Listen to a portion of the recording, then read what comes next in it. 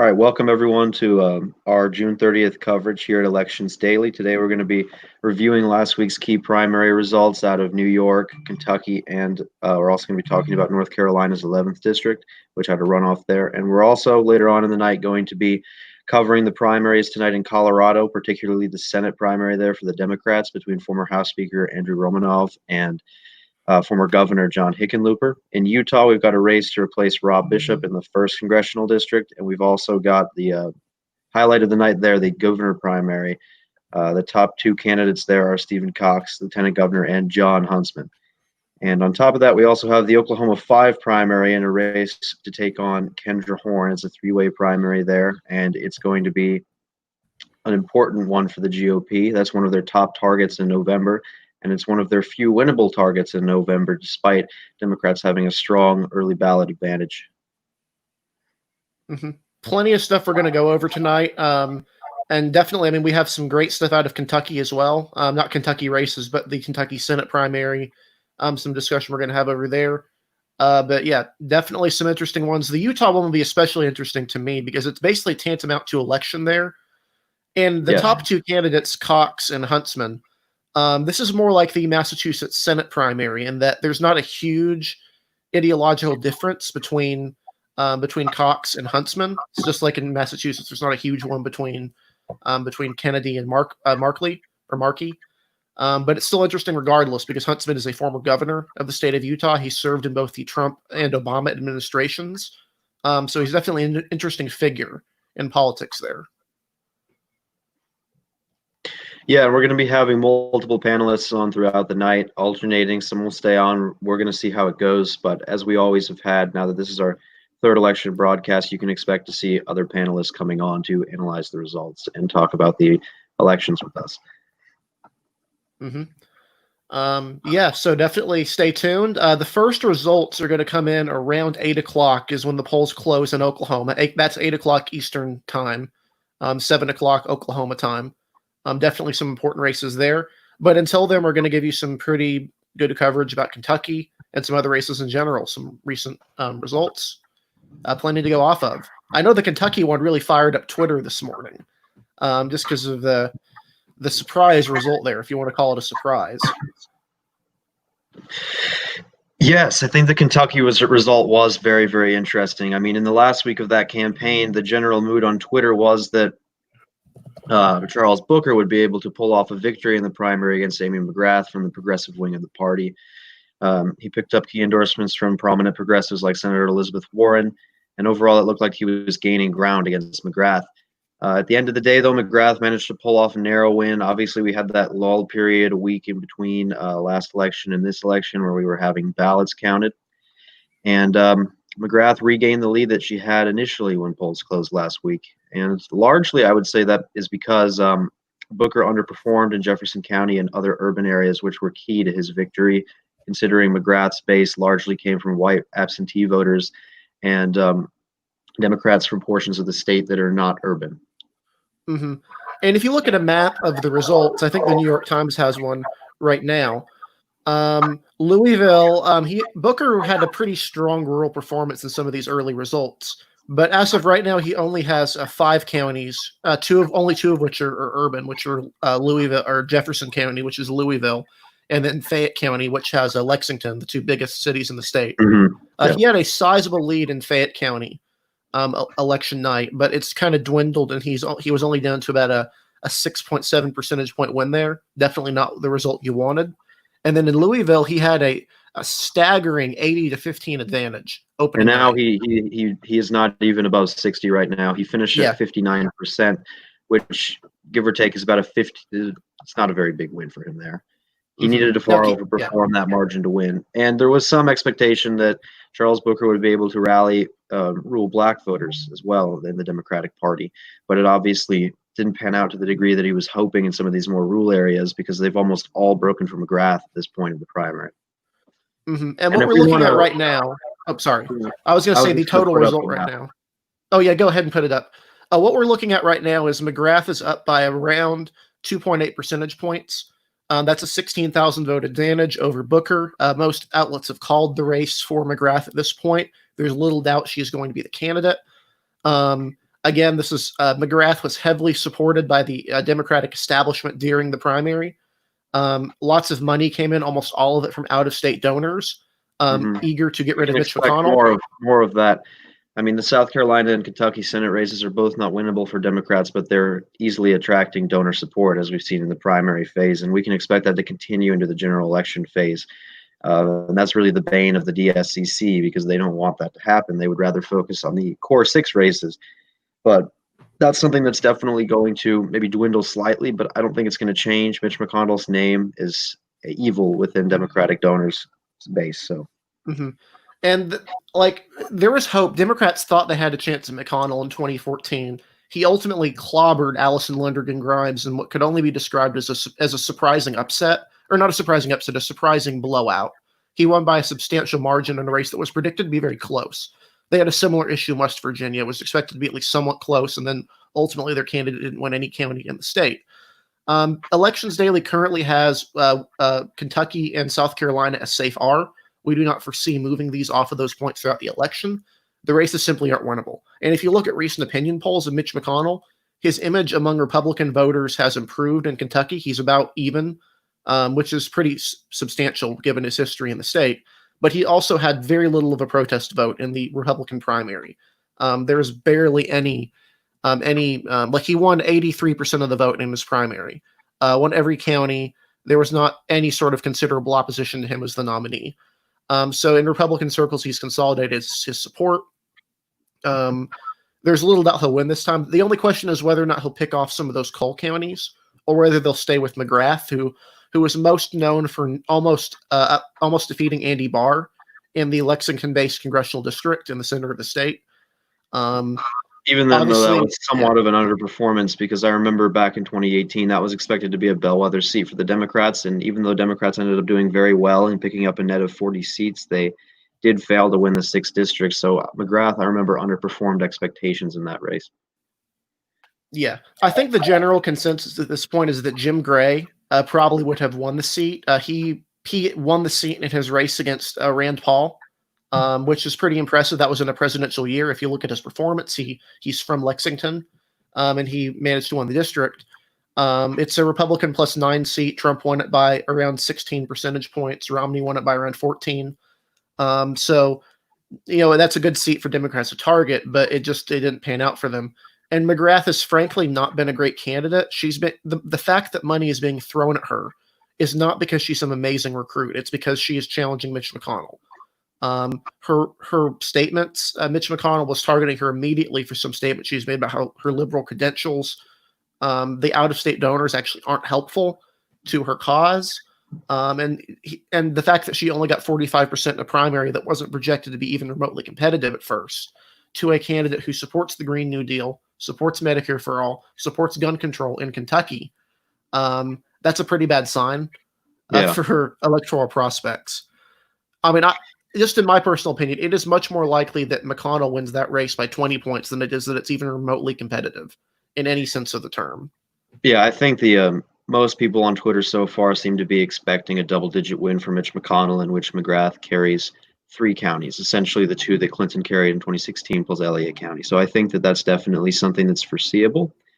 I think another thing to note, a lot of people that have been touting McGrath's chances, or donors that have been justifying their donations to Mitch McConnell, have been using Kentucky's 2019 gubernatorial race as a justification. And one of the prominent analysts on Twitter, Jim Miles Coleman, today, he ended up pointing out that after John Bell Edwards crushed David Vitter by around 13 points in the Louisiana gubernatorial runoff in 2015, Republicans had no trouble with John Neely Kennedy beating Campbell Foster to hold that seat in 2016 in the Senate. So it's something that people need to grasp that may not have studied elections before. Federal elections are not equatable with state elections, particularly gubernatorial elections. Partisan tensions, especially in a presidential year, are much more prevalent on the senatorial level. And that's why you can have Kentucky narrowly electing Beshear over an unpopular governor, but you can't have Kentucky electing McGrath as their senator. Those things are not mutually exclusive, those trends there. I mean, there's more examples too of the opposite fact, just like Kansas and Kentucky, both solid Republican states on the presidential level and arguably the senatorial level, both elected Democratic governors in their last elections, yet simultaneously, states of the opposite nature, like Massachusetts, Vermont, New Hampshire, just to list a few, they all have prominent Republican governors, many of whom won by fairly substantial margins given the political divides in their state. Mm-hmm. And for example, one to look at that's I think a great example, if you kind of look at that performance, is Kansas. Laura Kelly did not get over 50% of the vote. She lost because Chris Kobach was a uniquely flawed and terrible candidate, combined with a previous Republican governor who was absurdly unpopular. You look at Kentucky. Bevin was so unpopular that he bled votes in a primary to just a complete random no-name senator or no-name representative. I think Jim Goforth was his name. Bevin Yeah, was he only won by despised. around 10% in that primary. And that's when a lot of people started seeing the warning signs for Bevin in November when he underperformed as an incumbent that poorly in the primary. Mm-hmm. Like another one you look at, for example, the races, other statewide races. Daniel Cameron, the AG race, was rejected to be competitive. Turned out he utterly demolished the Democratic candidate, who was, believe, Greg Stumbo, who was a very credible candidate who'd previously served in the office, and he dispatched him with very little issue at all. So there's just a lot of people. Don't get your hopes up on Kentucky. If you want to elect Democrats, there's lots of states you can donate to. It's like a Republican. It's like those guys who donate to the challengers Alexandria Ocasio-Cortez or to Maxine the guy. Waters, Yeah. What's that guy's name? Omar Navarro. Omar. Yeah. It's like don't donate to them. There's other places you can donate to, other candidates that are actually have a chance at doing things. But definitely that's one thing. The other race out of Kentucky that was worth paying attention to was it was a actual election for the state senate, and a Democrat managed to flip a seat, which a portion of which is in Oldham County, a very wealthy suburban county, one of the wealthiest counties in the country, in fact, combined with portions into Jefferson County, which is again the county that Louisville is in. Democrats are excited about that flip, obviously, but again, it's Kentucky. Really It's doesn't matter actually too much. Andrew Palmer pointed out today it's the first Democratic pickup in the legislature since 2012. Wow. And generally, it's been the opposite. Democrats have been declining in the legislature. Even in 2020, if you look at CN Analysis ratings, Democrats are expected to lose quite a big chunk of seats in the state house there. It's something that's been bleeding off their minority for quite some time. So it's definitely big news for Democrats to have that legislative pickup in Kentucky. Mm-hmm. And Oldham, and again, the big thing here is that it's in Oldham County, which is it's a Republican-leaning county. Of course, it voted very strongly for Trump, but it was substantially reduced from the margin that Mitt Romney had managed to win by. It's the wealthiest county in Kentucky. It's one of the wealthiest in the country. Has a large percentage of college graduates, college-educated people. So it's definitely a seat you would expect Republicans to do worse in. That combined with the portions in Louisville seem to have been the problem for Republicans in that seat. But again, there's so many other seats Republicans can pick off at this point that losing a seat in that area generally won't matter too much. I think this takes them. If I were to let me check to see what what their legislature sits at right now, because like right now in the Senate, they have a 29-9 advantage. This will bring Democrats to 10 seats, but again, that's Republicans have almost that's a very large number of seats Republicans have at the moment. It's not a substantial difference at all. Like losing one person, 29 to 38, that's 76% of the seats. In the House, they have 61 out of 100 seats. And again, they have more they can take as rural Democrats kind of lose hold. You see in the primary, there's a lot of Democrats in the presidential race that voted for uncommitted or voted for Bernie Sanders, reduced You from saw last something time. similar in the West Virginia primary. I believe that was 2 weeks ago at this point, 3 weeks. Yeah, although West Virginia had a Republican turnout advantage for the first That is time true. in a long, like maybe ever. Whereas Kentucky didn't have No, that issue. no. It wasn't a Republican advantage. I'm pretty sure it was a very narrow Democratic advantage. Okay, so that turned out towards the end. Yes, but Yeah. it was their smallest advantage in recent memory, which suggests next time especially if it's a red wave or a possible Biden midterm, that West Virginia Republicans will outvote Democrats. But Mm-hmm. this time the Democrats held on by a very small margin to that advantage there. I have to look for the exact numbers, but it's certainly something that's happening in rural districts across the country that were held by Democrats and have been trending to the right, even though they are sometimes represented by Democrats right now in the legislature, those ancestral Democrats. Yep. And sometimes you're seeing even some of these areas, a lot of them, like in Louisiana, are independents at this point. Like they switch their registration from Democrat to independent to give themselves a chance. I think there's one guy out in Wyoming who lost as a Democrat and then ran as an independent and won his reelection. In some cases, that's literally your best chance to hold some of these seats. There was an independent pickup in the Wyoming House. He beat a Republican incumbent by 10 points in And he 2018. was previously a Democrat and had lost that district. Yes, that's a good point. So I think now is a good time to transition over to the New York primaries, which happened last week. There were a lot of very interesting races to follow. Obviously, Maloney's underperformance was one of the surprises of the night there in that primary. Elliot Engel, the chair of the Foreign Relations Committee in the House, lost to Jamal Bowman, making him the fourth incumbent representative to lose a renomination primary. You also had Ruben Diaz, who was denounced by prominent Democrats, fail in the primary there. Richie Torres secured that nomination. And Mondaire Jones, replacing Nita Lowey, the chairwoman of the House Appropriations Committee. So it is we had some big results last time. New York's House delegation, particularly in the city, gained quite a lot of new members, some fresh faces to go along with, obviously, Alexandria Ocasio-Cortez's victory over Joe Crowley in the last election. So there's certainly some interesting races to look at there. So I think it's a good time to transition over to that as we wait for polls to close in Oklahoma. Mm-hmm. Yeah, definitely a good night for the Justice Democrat contingent of the party, progressive wing. They even the races they didn't win, they managed to get closer than you would expect. Obviously, we're still waiting for the Maloney results to see if she's able to hold on. It's not a great night if you're actually a New York Democrat, in my opinion, because losing multiple leading committee members is kind of devastating. I would think Engel, like you're not going to replace these people with progressives ultimately.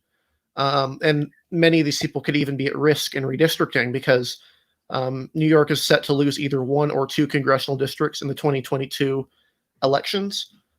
So obviously that gives Democrats a little bit of leeway in what they can draw, but now Democrats have to worry about not only drawing to prevent Republicans from taking over seats, they have to draw to worry about keeping their incumbent high-ranking committee members safe from primaries to the left in a lot of these Yes, areas. that's another thing. If you look back in history, oftentimes it's those newer members of the caucus that end up getting destroyed in redistricting. Usually, it's the newest member. Not always. Sometimes it depends on what favor you would have up in Albany in the state capital. But still, I mean, it is possible. Redistricting is going to be interesting. It's still far away. We shouldn't be focusing on it yet.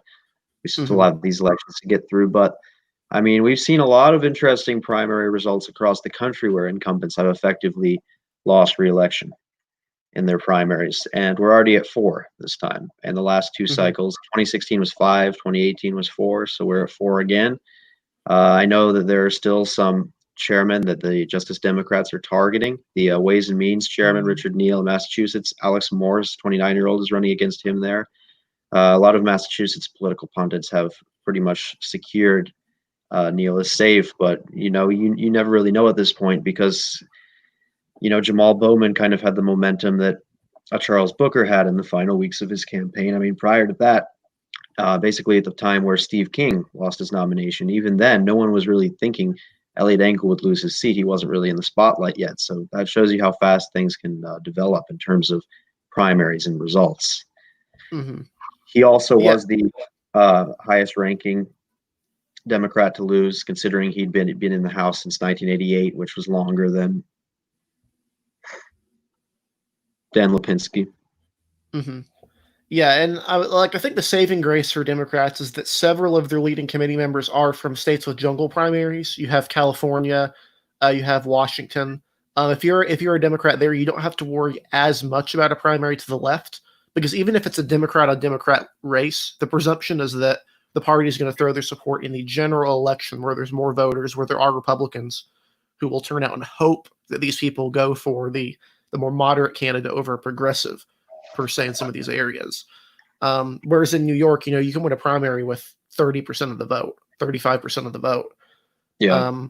If we look at the result in for Maloney, she's at 42% right now. And a big thing to note with New York is the fact that there are many outstanding absentee ballots, something we'll likely see next week in New Jersey that I'll be keen on covering. But yes, absentee ballots play a big role. I mean, obviously, you just saw they swung the Kentucky Senate primary to McGrath. So it would not be prescient to call Maloney the winner in her primary yet until we see how the absentees are going to break in that district. Yeah. And they were projected originally to start coming in today, but they've now been pushed to next week, which is, I think that's not good. I think it's, the longer this thing draws out, the more people are going to be rightfully or not. And I think it's not right to think this is a sort of fraud thing, but there are always going to be suspicions from people when you start pushing this stuff back, and it's just inevitable. If ultimately Maloney hangs on, that's obviously one thing people could point to. Whether it's appropriate or not, you're going to have that. There's always been a sort of wing of both parties that's willing to go after, whether it's the Republican establishment or the DNC or whoever, and kind of view them as these puppet masters who are controlling results. It's ultimately, I think they really should work on getting these things out sooner, because this won't be acceptable come November. Well, it might be something we have to get used to given the state of elections during the COVID-19 outbreak. I think it's something that we're just going to have to get used to. The point is the results are going to come at some point. We just have to learn to be more patient with them, because this is certainly a much different time, an unprecedented time. Elections during this period it's something that hasn't been tested in over a century, elections during a pandemic. And obviously in the digital age, this is something that everyone in the media is going through for the first time. So it's something to work on in that, and Elections Daily will make sure to try and accommodate that with our projections and our coverage. Can you imagine how long? Sorry. Yes, what were you going to say? I was going to say, can you imagine how long California is going to take come November? I mean, very long time. I mean, a lot of those close house races could be in limbo for weeks, potentially. It's wild. I mean, if you remember, a lot of the races in California for the House were decided after Election Day. I mean, Valadao losing to Cox, the AP had to recall their projection in that seat. Young Kim and Mimi Walters both had narrow leads on election night, but those went out the window. So there's the infamous Charlie Kirk tweet. Yeah. And that goes for all the states. And during this special time, it's going to make it even more difficult. So some of those close races that in a normal election would take a long time to count, we could be potentially looking at them taking even longer to count now. And things will have to be accommodated, and it'll work out. But it's definitely going to be a while until we get back to the idea of a normal election night, essentially until the pandemic resolves itself, which is not happening in the foreseeable future. And I was just going to bring up, going back to New York on Elliot Engel. A lot of you guys know this, but you may not have all looked it up yet. But Mario Biaggi, Elliot Engel actually defeated him in the primary in 1988. And early on in his career, he was the most decorated member of the NYPD. He had strong Italian-American roots in his district. He was able to win, and he held the seat up until 1988. Now, it is important to know that he had already dropped out of the primary by the time that Engel beat him in the primary, but it's something to point out. In the Almanac of American Politics in 1994, when talking about Engel, said that Engel has really profited on the demise of other politicians, which is kind of ironic now, considering that he has met his own demise in the primary. That's truly the George Lucas twist right there.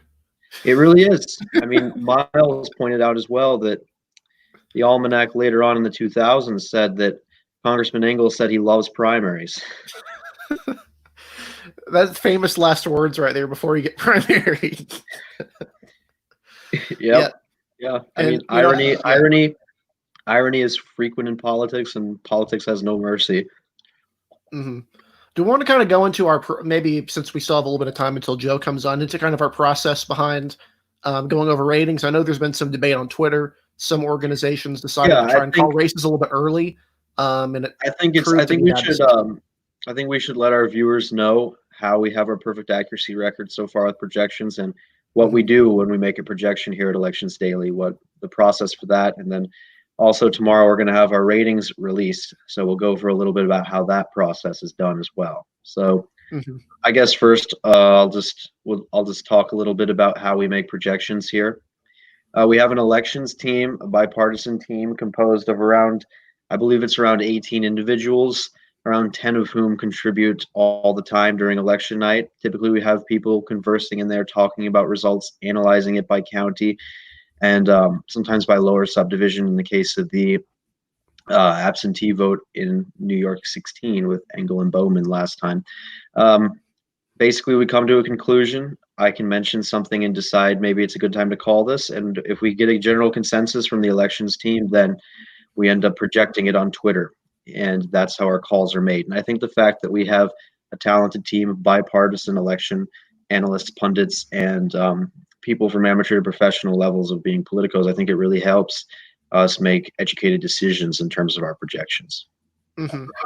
Yeah, when we make a call, we don't make it lightly, and we don't make a call to be the first to make a call. We want to make sure the call is right, first and foremost. And we've done a good job of that so far, and we hope to continue to do that in the future. That's one reason we held off of calling, even though the early results looked very good in Kentucky for Charles Booker. We realized there Mhm. was the possibility that the election day results that came in could be, or not election day, the absentee results that came in could be very different, could look different, and ultimately they looked radically different than what the original, the really strong Booker performance was. Um, It's very similar as well in Maloney's district. We still haven't called that race. It's the only race from last week that we haven't called. And that's a good example of a race where we're still taking time to look at it. I mean, sometimes we have people who would consider themselves experts in their particular region. All of us that are interested in elections can at least have some insightful commentary about all the states in the United States, but it's nice as well when someone's home state is up because they may have just that little bit of extra knowledge and expertise on how the elections work there to help facilitate the accuracy of our primary coverage. So, mhm. And and we will talk, have, we, sorry, was it? yeah, Yep. just talking a little bit about our race ratings tomorrow. We updated them mid-month when we introduced them last week. They got a fairly positive reception. A lot of people saw them, so we're going to keep it up. Essentially, just to go over it, we're not going to go over the changes right now because we're going to be publishing an article tomorrow where we will also take questions, given what people may think in response when we post them. But there are not many changes, but there are a few changes. And essentially, um, we have people that are devoted in our staff team to specific parts of race ratings. And when those race ratings happen, we end up conferring together in our staff chat on our changes that we approve. For example, I'm in charge of our House ratings, Eric's in charge of our presidential ratings, and Mhm. Kraz Greinitz, and who also works with Adam Trencher there, they work on the Senate ratings. And basically, we all confer and we generally accept each other's changes. So there are some changes that people on both sides probably find controversial tomorrow, but uh, all of them have been backed up with evidence, and many of these ratings have also been adopted by prominent professional organizations, including Sabato's Crystal Ball and the Cook Political Report. Mhm. Yeah, definitely keep an eye on that tomorrow. We're going to shoot to get that out around the time we typically publish an article in the morning. So take a look for those around 10:30 Eastern Standard Time. But we have kind of similar to what you'll find in other websites. We have a list of the explanation for the changes that we have made. Some of these changes require more discussion than others, and some of them are fairly self-explanatory. Um, but we but you can expect to see those tomorrow morning, and we're going to continue updating these changes as months go on and as we get closer and closer to November. Yeah, and I think just to fill the time in before we move on to preparing for the Oklahoma poll closings that are coming in about half an hour, I think we should talk about two states we haven't touched on yet from last week, North Carolina and Virginia, both of Hmm. which had multiple very interesting primary results. First off, in Virginia, just a quick little update there.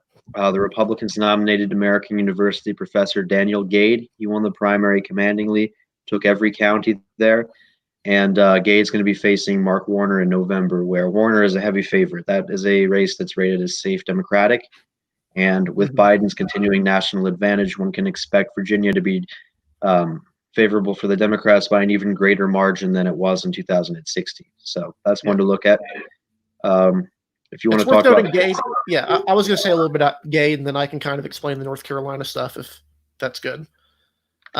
Gade isn't a bad nominee. This is our rating is not an indictment of Gade as a nominee. Most of our ratings aren't. There are lots of good candidates that are running all over the country. It's just a recognition of the fact that his race just isn't winnable for Republicans.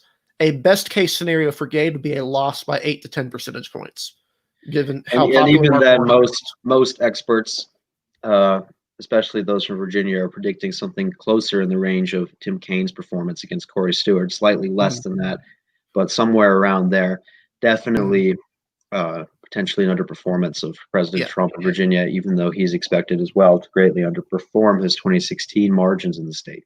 Mm-hmm. Yeah, Um, Gade is a nominee Republicans like, but he's ultimately facing up against Mark Warner in an increasingly Democratic state with an it's increasingly bluing suburban presence in Virginia Beach, the Northern Virginia D.C. metropolitan area, and the Richmond area. All sorts of areas over the country or over the state that are yeah, just problematic. In addition to his residual support from rural areas, which arguably saved him in his 2014 senatorial run. North it Carolina is is. another interesting one, mainly. But if you have something else about Virginia, go ahead. Yeah, we had two other big things in Virginia, and one was Scott Taylor, who lost to Elaine Luria in 2018 in his Virginia Beach Coastal District. The second won his primary back against Ben Loyola, and he's going to face Elaine Luria in a rematch in November. We rate that race as lean Democratic in our House ratings, and I think that represents the trends in most of these Virginia House districts. You know, Virginia Beach for quite a few years now has begun to trend to the Democrats. I mean, you saw it Mhm. first in 2017 with Ralph Norton's gubernatorial election. I remember a lot of people were shocked at how well he was doing in these traditionally Republican Virginia Beach regions. And the second district followed in 2018, elected Elaine Luria, and it's continued its trend that way. Even in a Mhm. more conservative district like the current seventh, where David Bratt lost to Abigail Spanberger, that race is also rated lean Democratic by us and other pundit organizations, including the Crystal Ball. And largely that's because Spanberger's a strong incumbent, and a lot like Bob Good, Nick Freitas has struggled to return his filing papers, and both of them, even though they'll likely be on the ballot in November, made a fool of themselves essentially trying to get on the ballot. And Mhm. since we talk about Bob Good defeating Denver Riggleman to the ire of many conservatives on Twitter in Virginia's 5th district in that convention system, uh, should he end up being on the ballot, that race leans Republican, and that's a general consensus as well. R.D. Hofstetler was widely expected by most people to win, but then he lost in a landslide to Cameron Webb, who is a prominent physician at the University of Virginia. You know, he's someone who, as an African American, has a great potential to boost turnout among African American voters, even some in rural areas in the district. And overall, I think Cameron Webb is going to be a good candidate there. It surprised me that he won, but he's a talented individual, and I think he'll be a good candidate against uh, Bob Good. I know Huffstetler has been clear, apparently, in his chat that he does not think that B. Cameron Webb has a chance, but I certainly think he does. And that was probably the biggest upset of last week's primaries, especially given the margin by which he was elected. You know, he Mhm. won, or not elected, but by which he won the primary. He won it by a pretty large margin, over 60% of the vote. So that was Mhm. very impressive. And that race is still going to be tough to win, even for a good candidate like him. The district did vote for Corey Stewart by 2 points. Miles has been keen to point that out in some of his analyses of the district. So it's still going to be an uphill battle for the Mhm. Democrats, even though they've got a really relatively poor Republican nominee and a fairly good Democratic candidate as well. Mhm. And keep in mind when we're talking about these districts. So, for example, the second district it narrowly voted for Donald Trump in 2016, but it voted for Northam by a larger margin of 4 percentage points. And then, of course, Corey Stewart kind of tanked Republicans there. The seventh district as well voted for all three Republican nominees on the 2017 ballot. It voted for Gillespie by 3 points and Vogel and Adams for lieutenant governor and attorney general by 6 percentage points. Vogel was by far the best performing Republican on the ballot in 2017 in Virginia. But again, that district was also won by Tim Kaine. So these are Yeah, districts that obviously, and they have the candidates Democrats nominated in 2018 won in part because of shifts, but in part because they were also good candidates. they Um, were. So And yeah, and Spanberger Republicans are continues flawed. that. She's a strong fundraiser, Spanberger. She's moderate. She's Mhm, an incumbent. And again, mhm, someone like Freitas, who once was a rising star, but now arguably has lost that adage. It's going to be difficult. She starts with an advantage, like many Democrats in Trump districts. Strong fundraisers, below average opponents, and it's not. I'm not taking a knock at Republicans. I'm just saying that if you look at it on paper, many Democrats are much more qualified at this point in terms of their candidate quality in some of these traditionally Republican districts. And these districts may flip back. We're going to have to see how redistricting goes in a Biden midterm. But for now, a lot of these Democrats on paper, especially if the ballot average holds true, are probably going to be fine, even if President Trump does carry some of these districts again in 2020 mhm. in this bid against Joe Biden. And I do want to give one last plug before we shift from Virginia. We just published an article today from Andrew Payne about 3 counties in the 5th Congressional District, which is the race Bob Good versus Cameron Webb. That these 3 counties are historically bellwethers in the area. So the counties are Fluvanna, Nelson, and Buckingham. They hug around the south of Albemarle County, which is it's the area surrounding Charlottesville. Virginia's weird that their cities are independent of the county, but serve as the county seat. So it's kind of hard to describe what the county is. But these 3 counties, they last voted for a Democrat in 2008 when Tom Perriello won the House race in that district. So go give that article a read. It's the latest article we Mm-hmm. published. It went out today. It's a very good piece. Over at the Crystal Ball, Miles thought it was Yeah. really good. That's good, Mm-hmm. big praise given there from Charlottesville area. So Yeah.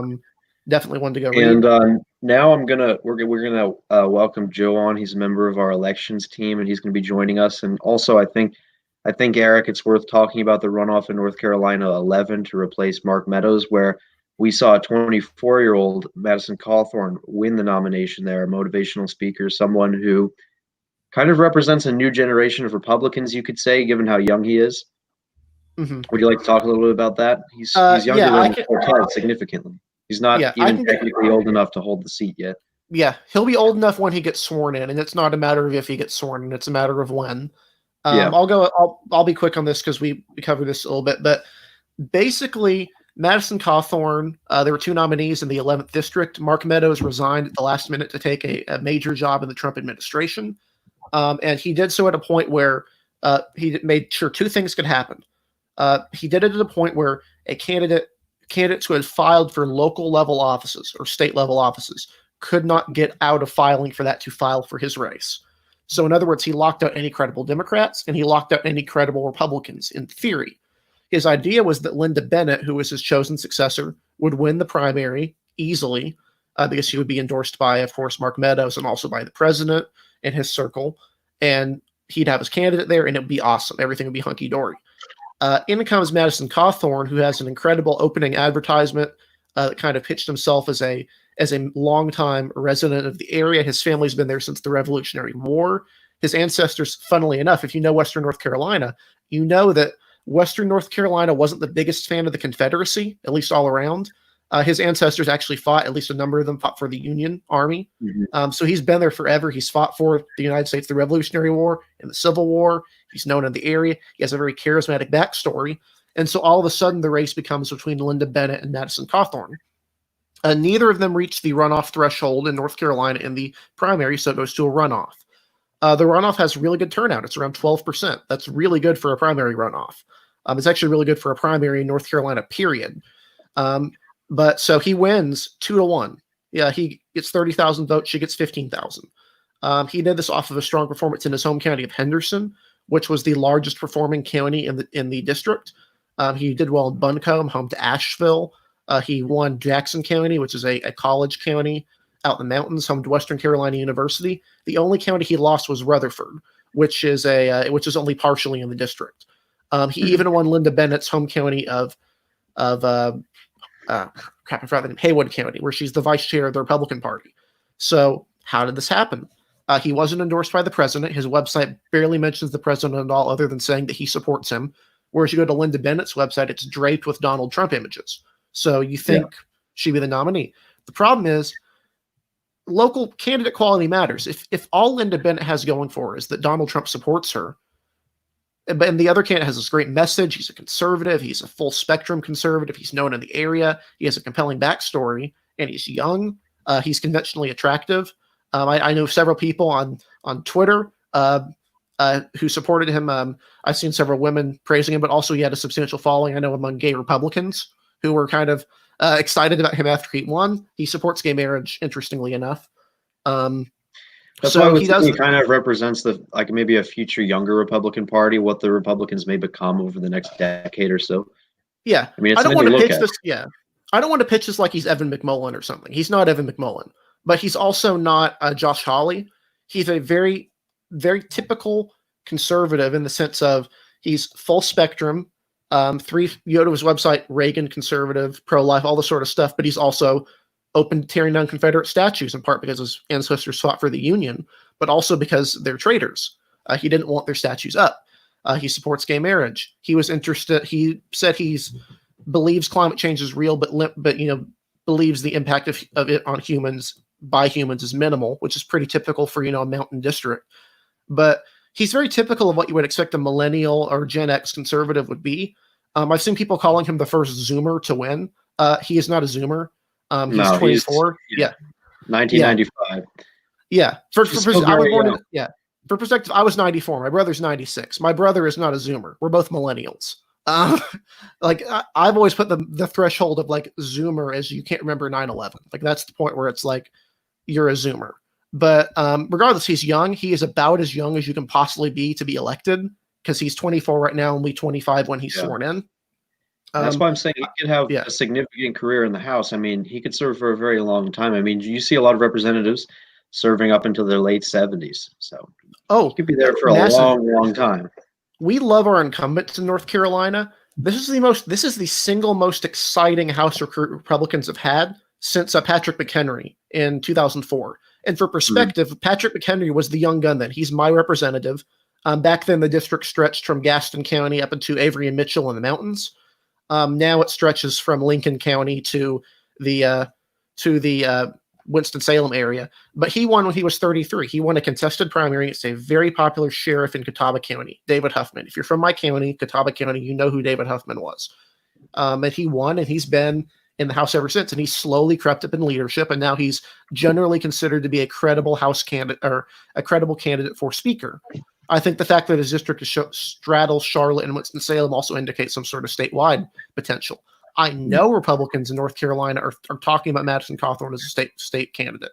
I have talked to Republicans and connected with the state party, and they're very excited about him, especially because it's Western North Carolina. He will win that district forever, just given the general lean of it.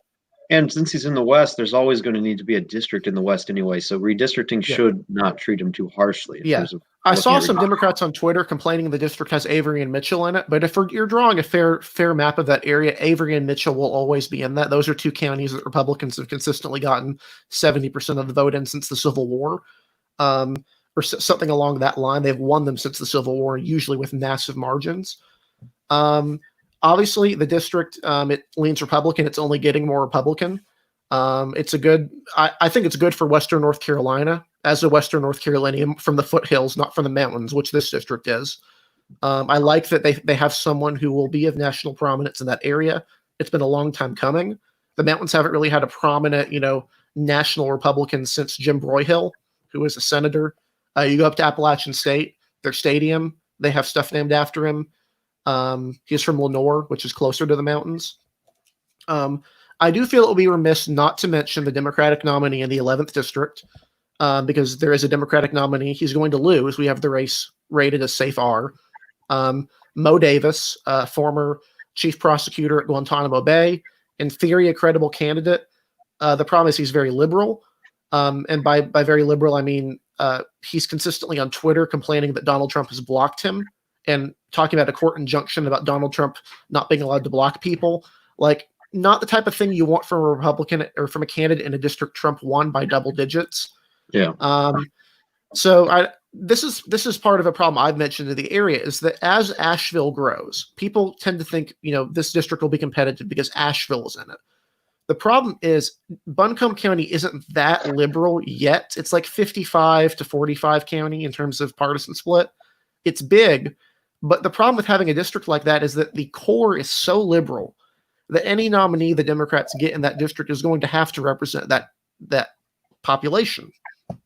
Even if the district was competitive, if you're just nominating candidates who are to the left of where the seat is by a substantial margin, you're going to have a hard time winning it. So, long-term, Madison Cawthorn really does seem like a rising star in the party. I know Republicans are excited about him. I'm excited about him. He's kind of taken a victory lap. He's been claimed by everyone from the Never Trumpers to the Josh Hawley populist wing. I think Ryan James Gerdusky was on Twitter talking about how he was a populist who managed to win, and then people were in his comments like, but he supports a Ronald Reagan foreign policy. Like, he's really not that different from a typical Republican, aside from the fact that he's better to cater to millennials. He talks about things better, and he has a few differences, and when he is, it's towards a civil libertarian or liberal position. So, for example, tearing down Confederate monuments, gay marriage. I think he's a good fit. And I'm excited about him as a Republican in North Carolina. Most of our nominees are middle-aged white men who don't really have any sort of statewide future. That's not to say they're bad. I don't have an issue with middle-aged white men, but that's our delegation. None of them have a statewide future. None of them really draw excitement from the areas you want to in a growing, diversifying swing state. That's kind of just what I saw from that district. Again, the only district in North Carolina that I could see being competitive is the 8th district. The 11th should be fine. The 8th should be fine. But generally speaking, Republicans are pretty happy about their choice. It's worth noting that Elise Stefanik has been active in supporting Republican women through her EPAC, Empower PAC. They did not endorse a candidate in the race. They did not endorse Linda Bennett. She wasn't really seen as a particularly strong candidate, just a candidate. Either one of them would have swept to victory, but if you're a Republican, you'd rather have the candidate with deep statewide potential than someone who's going to kind of sit there for 20, 30 years until they're primaried. But that's just what I know from talking to Republicans in the area and in the state.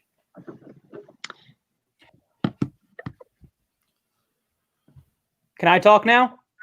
Yeah, go ahead. Sorry. Well, I can see. I can kind of relate to your qualms about not really having anyone who represents you have any statewide potential. Me being from the Pennsylvania area, there has really never been any situation in which statewide candidates really come in from our area. So I understand frustration there, certainly with that, but we're officially about 12 minutes away from the first polls closing tonight. So I guess it's about ready to get going here in Oklahoma. We're going to start getting some stuff. Hopefully we will start getting some stuff. Oh, good. That is something to note, that Oklahoma is mostly mail-in and Utah is entirely mail-in. So let's cross our fingers, but I wouldn't be surprised if many of these races we don't get to project an outcome today. Mm-hmm. So what are the races we're looking at in Oklahoma? I know there's a referendum on Medicaid expansion in the state. It's kind of been relegated to I know my state does this, is we put ballot initiatives. They don't go, some of them don't always go in the end of the year. They go in a primary or in the middle of a year. But that's on the ballot there. I know there's some other competitive races as well to keep an eye on. Well, the big one, of course, is the Oklahoma 5th congressional primary GOP race. That's the big one, mainly because obviously it is the home of the most shocking Democratic win in 2018. A Democrat, Kendra Horn, now holds the seat in what was a very surprising victory, the most surprising to a lot of people. Yeah, I think it easily was. It was more surprising than Cunningham. Yeah. We have 9 Republicans who are trying to face off, but we have 3 who people say are legitimate, and there are 3 kind of different candidates, but the most interesting thing is they're all women. All 3 candidates, they're all women. Stephanie Bice, Terry Neese, and Janet Baresi are all women. And this is a district where, again, like we said, basically no one, except for a good friend of Election Daily, actually, Noah Rudnick, He was one of the very few, if the only one, who kind of alerted us about 2-3 weeks before. Oh, it was months before. Months before. He was on. It was on quite a top of long this. time before. Yeah. That's actually why I'm taking into account as well for the future. His race this cycle is Arkansas 2, so you could potentially see a lean Republican rating by election day in Arkansas 2 by elections daily. That's French Hill, right? His seat. Yeah, Yes. French Hill. Yes. Yeah. I've bought into his logic that it could actually potentially, especially with the Democratic ballot average remaining the same as it was in 2018, actually bigger in some cases, that he could definitely have a closer race in a presidential year. Yeah, but who are the nominees in the 5th? I know the main Republican Sorry, the party choice is Stephanie Bice. I know she's the one that Republicans are really pushing, really want to get through. The people I know in the district, or the person I know in the district, is really wants her to win. Feels she's the best candidate. Terry Neese as well, and Janet Baresi, who's the former statewide superintendent. So, and it's a thing. Again, we go back. You mentioned at least Stefaniak's EPAC. Honestly, she'd be happy probably with any 3 of these candidates because they're all women. So no matter who we expect to win here, we expect it to be a female unless one of these 6 more minor candidates comes out of nowhere and shocks all of us. We're going to expect to be Kendra Horn versus female Republican in this race, which is something that I'm sure we're going to see that EPAC dump a lot of money into as we get into the election cycle. And Elections Daily actually views that as the most likely Republican pickup, even in a year where Democrats are actually favored to do fairly well in House elections. It's very possible Republicans have a minute gain or possibly not even a gain, but this, along with the seats of Cunningham, Peterson, and Brindisi, are considered to be the most vulnerable. And in fact, Elections Daily made the decision based off a lot of the work that Kraz Greinitz did in his article for Oklahoma 5 to move it to lean Republican. Democrats can make up for those losses, but even with Biden's national momentum, it's still not going to be enough to win Oklahoma County, and Horn would need to overperform the top of the ticket to be able to win. So. I'm going to put this article in the chat, the Kraz Greinitz article that kind of for those who are watching, so you can kind of see the logic that we're looking at here. Trying to make sure I spell his name correctly. It's not Kraz that's hard as Greinitz that's difficult. It's not as hard as Szymanski. So hey, sorry, those Polish names are going to kill you. Hey, yours at least better than Tad. I can't even pronounce his last name. Oh yeah, Tad is bad. It gets worse with the former state senator from New Jersey's second district, New Jersey's first legislative district. His name I can't even say it. It's like Bob Andrzejczyk or something. Yep. Yeah, Andrew Chuck. Yeah. I can go ahead and summarize a little bit of the article real quick. The big thing with Kendra Horn is that she underperformed Drew Edmondson by a substantial margin. Edmondson won Oklahoma County and won the district by a good margin. She underperformed him substantially, which normally you're like, okay, it's a gubernatorial race and a House race, but you have all these people that are willing to vote for a Democrat for the most important race in the state. And then they vote for Steve Russell, who barely campaigned, didn't even bother, basically is a generic R, right? Compared to Horn, who was, actively running and trying to appeal in that district. She doesn't have any local issues really she can go off of. There's not like one thing in this district that she can be like, yeah, you may disagree with me on, on abortion or on gun control, but you can agree with me on this one thing, which is what Joe Cunningham had in South Carolina 1. He could be like, yeah, I'm a Democrat, but I also oppose offshore drilling. And the Republican not only supports offshore drilling, she's also kind of nuts. It helped that the Republican, Katie Arrington, couldn't campaign because she was in a car crash. So in Oklahoma 5, the Republicans are basically hopeful because she basically really underperformed the top of the ticket. Trump is going to win this district by a good margin. It's not going to be the double-digit margin of last time, but he should win it by mid to high single digits, right? So she would need to overperform the top of the ticket this time rather than underperform. That's kind of the logic behind what we're looking at in that race. And I really recommend reading Kraz's article. It's excellent. All of his articles are great, but give this one a read because it really is worth the read. Another race in Oklahoma that I'm going to be following tonight is, I mapped it a few days ago actually, is the 56th State House District. There are 3 House districts held by Democrats currently, all of which are rated as, well, one is rated the 7th District. Ben Loring retired, and that's uncontested. So now a Republican flip, and there are 2 that are competitive. Matt Meredith in the 4th District is a Blue Dog Democrat. He narrowly won in 2016 against a Republican named Bob Ed Culver, and now he's being challenged by Culver again. But the other race is the 56th, and unlike its 2 counterparts, it has a competitive Republican primary. The primary is between Dick Lowe and Randy Talley, so essentially whoever wins that will have a very good chance of ending up winning that seat in November. It's currently rated as either Tiltar or Leanar by CN Analysis. Both of them are essentially rated as seats with a narrow Republican advantage. So those are some interesting down ballot seats to look at there. Yeah, definitely give CN Analysis a look for state legislative races. They're kind of the big player in They're the town only on those ones right to now. do it. Yeah, Yeah, they're the only ones willing to go through every single state and rate their state legislative races. That's thousands Which of. we appreciate. We appreciate you, Chad. Yes, we love you Yeah. for that. we do. Yeah, Because no one else would ever do that. So Yes. There's a reason So, Larry Sabato and Charlie Cook have stayed away from that for quite a while. Yeah. But let's, if I can mention, before we are about 4 minutes out from polls closing in Oklahoma, but if I can give a quick mention to Colorado, I don't know how much you guys mentioned that earlier on, but Colorado, obviously, we're only watching really one race tonight, and that is the Democratic Senate primary. We have John Hickenlooper, who was the former governor, going against Andrew Romanoff, who is a more progressive choice and is also a former state house speaker. Yep, he actually did. He ran in 2010 against Michael Bennet as well.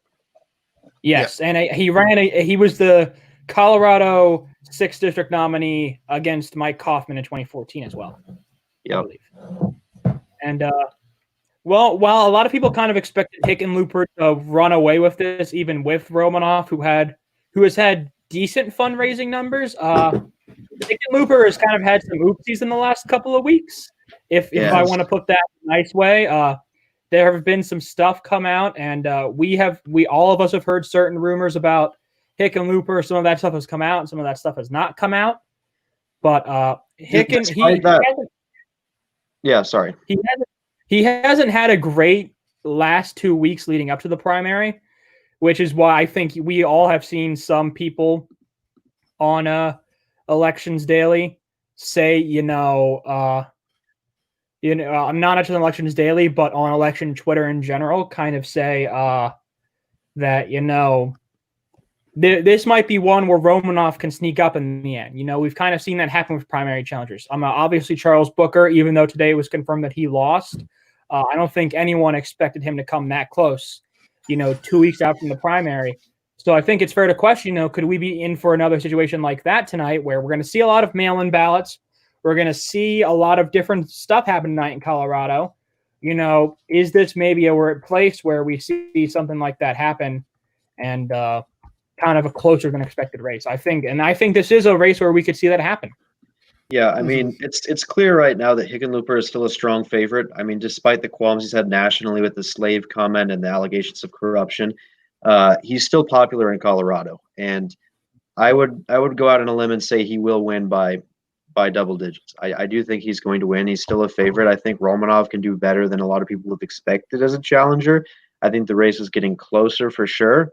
But Miles actually conducted a poll today on what election Twitter thinks, and I think around the majority, around 48% or so, said that they expect him to win by around 15 points. So a standard double-digit win or something like that, 15 to 20. But I certainly don't think it's going to be as close as the 2010 primary against Bennett. In that primary, he performed very well in urban areas, but we're going to have to see because Hickenlooper's from Denver. I mean, he started his career running a bar in Denver. So, and was the mayor. Yeah, and he was mayor. That's what I'm trying to say. So, yeah, it's going to be interesting, and all your points are very valid, but I wouldn't say it's going to be as close as the Kentucky Senate primary. I mean, that would be pretty surprising if it was, but Hickenlooper should win the primary, and he should have a lock on the general election against Gardner, given the fact that Kentucky is such a hostile state.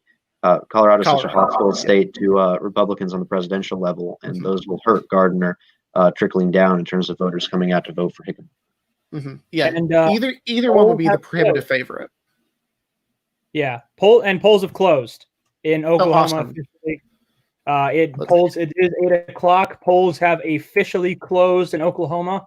I'm not seeing any results yet. Obviously, we've just begun here, but we're hopefully going to start seeing some results start to pour in here as we get closer to tonight's races. Obviously, like I said, right now we are watching the 5th District Republican primary. This is expected to be the most likely seat to flip back to Republicans in 2020 from our Elections Daily team. We have 3 major candidates, Stephanie Bice, Terry Neese, and Janet Baresi, who we expect one of those 3 to come out on top, or at least in first place. And we are also, Harrison is also going to be watching the Medicaid expansion results. Well, Eric brought that up. I was watching the 56th district, but I got you 2 mixed up. I'm sorry. Sorry. We're gonna be following a lot of things, but without a doubt, the 5th district Republican primary between Baresi, Neese, and Bice is the thing we're following with the most. That's what we're following the most tonight. That's clearly our top race at Elections Daily. Yes. Yeah, we'll be keeping an eye on it. One other thing worth mentioning in Colorado is Cory Gardner is the incumbent. I believe we have the race rated at either leans or likely Democrat. Either candidate there would be the prohibitive favorite. Obviously, Democrats would prefer Hickenlooper, just because that risk of having a progressive in a state that still relatively has a solid Republican floor. There's potential problems there, but either candidate should be fine, I would think. Yeah, even Romanov would have no trouble being able to beat Gardner. I mean, Gardner's not as gone as Doug Jones is, but Gardner is going to have a lot of trouble this cycle for sure. As many people already know, a lot like Martha McSally, except in a bluer state on paper. Yeah, I think the thing for Democrats is that they want Hickenlooper, so that way they know, especially I think the DSCC knows that they don't have to spend money there potentially. Because I think they know that if Romanoff is the candidate, he doesn't have as much money as Hickenlooper does right now. And like Eric mentioned, as a progressive, he might not be as tasteful to certain candidates. And we could maybe see some tightening here. I agree with you both that Romanoff would still be favored just because of how Colorado has leaned in the last 2 cycles. But I think the main point for Dems is that they just don't want to be spending unnecessary money here. When they're targeting seats in Maine, North Carolina, Iowa, all those major states, Montana, all those major states that they know they need to try and take back the Senate this year. So I think that's kind of that's really their main goal with this, is to try and make sure that nothing, it forces them to spend in Colorado. Yeah, that's a good point. And another thing to look at tonight, are the Senate primaries. I mean, obviously Jim Inhofe is safe in the primary and the general election, but a lot like Graham's primary, it will be interesting to see, especially when we get precinct level data, where and if there is any, where the Inhofe protest vote ends up being in the state. It'll be interesting to see as well how much his opponents procure against him. In another universe, we're talking about a very competitive Oklahoma Senate primary, maybe, if Inhofe had decided to retire. Obviously, he's one of the oldest members of the Senate. I believe he's like 84, 85 or something. Yeah, up there with Dianne Feinstein. Yeah, he is one of the oldest members, top 3 oldest members of the Senate by age. There was certainly a lot of talk about him retiring this year. Obviously, that didn't happen, and I think a lot of us definitely expect this to be his last term in the Senate, especially with how deep red Oklahoma is and how much of a bench they have there. I don't think they're worried about him needing to be there to keep the seat, obviously. I mean, Mark Wayne Mullin's going to make a Senate bid one day. Yeah. So obviously, though, Oklahoma could have been a lot more fun tonight if Inhofe had retired, because then we probably would have seen multiple open House races too, because their incumbents there probably would have run and said Senate primary. So yeah, I mean, one thing about this election in general, It's not like 2018 where we had a ton of very interesting GOP primaries because most of the seats going into the cycle were held by Democrats. Here, a lot of the seats are held by Republicans and are being targeted by Democrats. So you're not going to see as many of those competitive primaries. Yeah, on the GOP side, but and if I can mention the Oklahoma Senate primary, I think Abby Broyles, I think is her name or something. That's gotten some attention on Twitter. No one expects her to win. I don't expect her to win because that would mean a massive overperformance by a long shot. Yeah, by a long shot against Donald Trump, which is something that we haven't really ever seen in the modern era. To be completely honest, to have that much of an overperformance. There's talk that Steve Bullock might be able to pull that off this time in a Senate race in 2020. We'll see. But, we're not really watching that because I don't think any of us think that this Senate race will be competitive come general election time.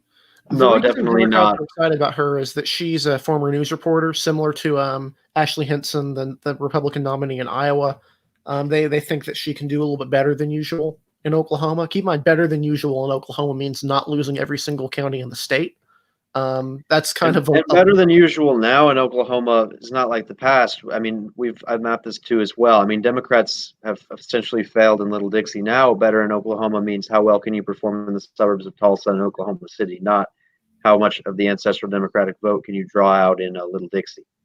I mean, we saw that with Edmonton in 2018's governor race. The 2014 and 2018 gubernatorial races, Democrats both got 42% in both races, but their coalitions were drastically different. Obviously, the suburbs, like around the country, turned out to break for the Democrats in 2018 as a critical portion of their electorate, even in Oklahoma. So, we're going to keep an eye on Oklahoma. It's definitely the marquee race is the 5th congressional district primary. Seeing if there's some sort of surprise there and seeing if Republicans get their chosen candidate to run against Kendra Horn.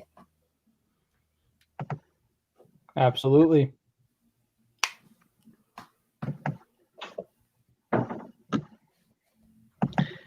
Yeah, the Oklahoma Secretary of State page still is not yet loaded. So, so we'll keep updating you on the results. Yep, when they come in. And we've got, apparently, according to Colorado numbers, we've had a lot of Colorado had a very good turnout numbers for their mail-in ballots. A lot of them were turned in, according to our guys. So 800,000 for the Democrats, it looks like. Yeah, 800,000 for the Democrats, which again, that's not surprising to me, not only because Colorado is a leans blue state, but also because they are dealing with this competitive Senate primary. They just have a much larger reason to turn out than Republicans do in Colorado this year. I think that's something that a lot of people kind of look over when they look at primary turnout. I think it's fair to say that when one party doesn't really have a reason to turn out, you'll see them do it a lot less. And I think, like Harrison mentioned, there just hasn't been a lot of competitive statewide GOP elections this year, so we haven't really seen a lot of high GOP numbers. There's different reasons for that, for sure, that we could argue about. But again, the fact that there's not really, like you said, Harrison, the fact that there's not really any competitive GOP statewide races. There just aren't as many. I mean, even in states with retiring Republican incumbents, like Lamar Alexander in Tennessee, Bill Hagerty, who's a member of the cabinet, has effectively secured the support of the whole establishment. So even then, you had a significant Republican bench that could have yielded a very close primary, but it turned out to be kind of a nothing burger there. So, but this cycle is just more of a general election-oriented cycle than 2018 was. There just haven't been quite as many competitive Senate primaries. There still have been quite a few, but it's going to be interesting to see.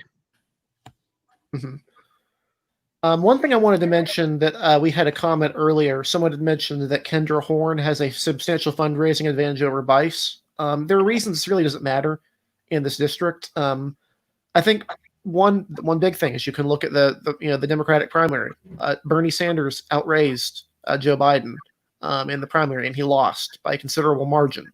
Money isn't everything, especially in a seat that's as red as this still is.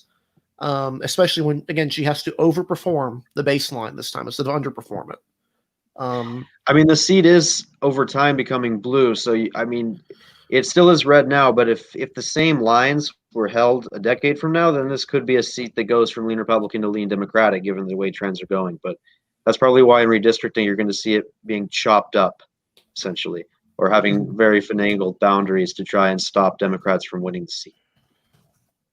As we see kind of everywhere in certain areas, we see Yeah, I that mean, everywhere. it goes for both parties. I mean, gerrymandering is unfortunately, in the eyes of some, just a necessary evil that tends to happen in states that want to eliminate competition in key districts from the opposite party. And it's extremely easy to do in Oklahoma because, again, this is a state that Donald Trump carried, I believe, with 65, 70% of the vote. It was very high. Yeah, I've drawn an incumbent protection gerrymander. I've drawn an incumbent protection gerrymander that just completely butchers the Oklahoma City area. It's really not hard to do. So if they want to get rid of, if they want to get rid of Kendra Horn, even if she wins, they can do it. Yeah, and even if you end up seeing a Republican win for someone like Bice, assuming she wins the primary, they would shore up the seat to ensure she'd be safe for going forward. Yeah, I believe she lives in the northern portion of Oklahoma County. She doesn't live in the city proper. She lives in one of the she's adjacent. At least what I was told by someone familiar with the area is that she lives in the northern portion of the county. So they would have to adjust for that. But again, it's not hard at all. Given the county isn't even blue at this point yet at the presidential level. Yeah. So. But the Republicans there should have foresight if they want to look at the way trends are going. You don't want Oklahoma's map to turn into a dummy mander. Yeah.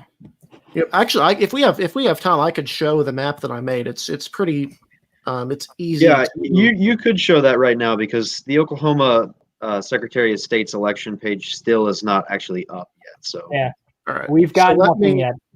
Yeah, let me go ahead and pull that up in DRA. And I'm going to navigate through my. Yeah. We have to remember in this era that results are no longer instant and election night is no longer election night, essentially. It's election week. Yep. Yeah, exactly. Yeah. So what I've been experimenting with lately is I've been creating incumbent protection gerrymanders. A lot of people do theoretical gerrymanders, like what can we maximally get out of a state? But no incumbent is going to want to sacrifice half of their district to shore up a seat, right? So what I've done is with Oklahoma is I've created this map using 2018 numbers. I'll go ahead and pull up the actual Oklahoma congressional district map to show you the comparison that mostly preserves the majority of existing districts in the state of Oklahoma while giving basically Stephanie Bice a completely free seat if she wins. So I'll compare this to the regular map. So notice the first district, which is Tulsa, is almost entirely unchanged. This is the most Democratic district in the state now. It's voted Republican for governor by 8 percentage points. Everything else is just blood red. Like, you notice how I butchered Oklahoma City? The fifth district would be where Stephanie Bice is from. She is from right up there. Yeah, I'm trying to live the city line. She's from this area right up here, that little city up there. Obviously right here, the third district and the fourth, they're drawn that way because in the third district, Frank Lucas is from Enid, which is it's in northern, it's that county right there. And then in the fourth district is from Moore, Oklahoma. So that's in Cleveland County. So he gets all of Cleveland County. And then they kind of split the most urban rural parts or the most urban Democratic parts of the county. So like if you look at the partisan lean, you notice the blue is split up three ways in that area. And of course, Cleveland County has university in it, so it's a little bit more Democratic in that area. If you look at the analysis here, this is using just the gubernatorial results, right? So 1 is the most Democratic, then 5, all of these other ones vote overwhelmingly for the Republican nominee. If you look at the presidential election, that's where the big swing comes. So with that one, look at how many of these hover around the 69%, which is what Trump won. Yeah. 2 is just absurdly Republican, but 5 is now the second. It's now a 67% Trump seat. 3 and 4, 69% Trump. And then 1, of course, Tulsa is 64%, but Tulsa has not experienced the same Democratic shift that Oklahoma City has seen and it's just not the same similar thing. If you want to look at the new tool they've made, which is this incredible new analysis tool that they have, notice no competitive districts. It's completely unproportional. Minority rights are destroyed. It's not compact, and it splits a lot of counties. So, well, I have to look at some of these new Dave's features. I've not discovered these yet. This is incredible. Like, so I'm going to show you an actual fair map I made. I made a regular Oklahoma map for comparison, right? What Oklahoma would look like if it was actually a fair Oklahoma district map. And then that would kind of show you this kind of new tool. Sorry to segue into this, but I think it's a genuinely awesome new feature that Dave's added. This is like what the Democrats would want in this cycle. Guys, I hate to interrupt you, but we have the first results out from the Secretary of State's page in Oklahoma's. Oh, awesome. Go right ahead. And very, very close. Terry Neese is leading Stephanie Bice by 3 votes out of 10,000 casts, 31.16 to 31.04. And Barisi is actually in 4th place right now, 10.6%. David Hill has 16%. So there we go. Can you share screen that, Harrison? Could you share screen those results? Yes, I will share screen those because, one second. And they're from the Secretary of State. Sorry, Andrew. I thought I gave you that link. It didn't post, or it did post, actually. Yes. So right here, you got it. Oh, wow. That's going to be close then. What county? It might be close. Sorry. That's a bit of overreaction. Which county is in yet? 1 second. If this is the rural county that's in there, then that might not be too representative of what we're looking at here. No, it's Oklahoma. It's Oklahoma County, yeah. So the center of the district. Yeah. Along with some from Seminole, it looks like, if the numbers are correct. Yeah. Yes, it looks like a few, and obviously, 0%. So we still got a long way to go, but starting off very close in Oklahoma's 5th. Yeah, might be a barn burner in that district.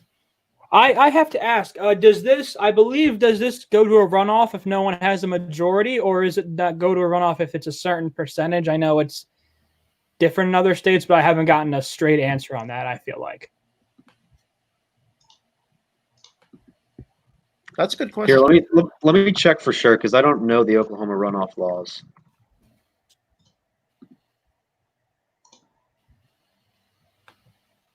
Let's see. I mean, if it's like a normal runoff, then it would just be the top 2 finishers. Wow. This would go to August.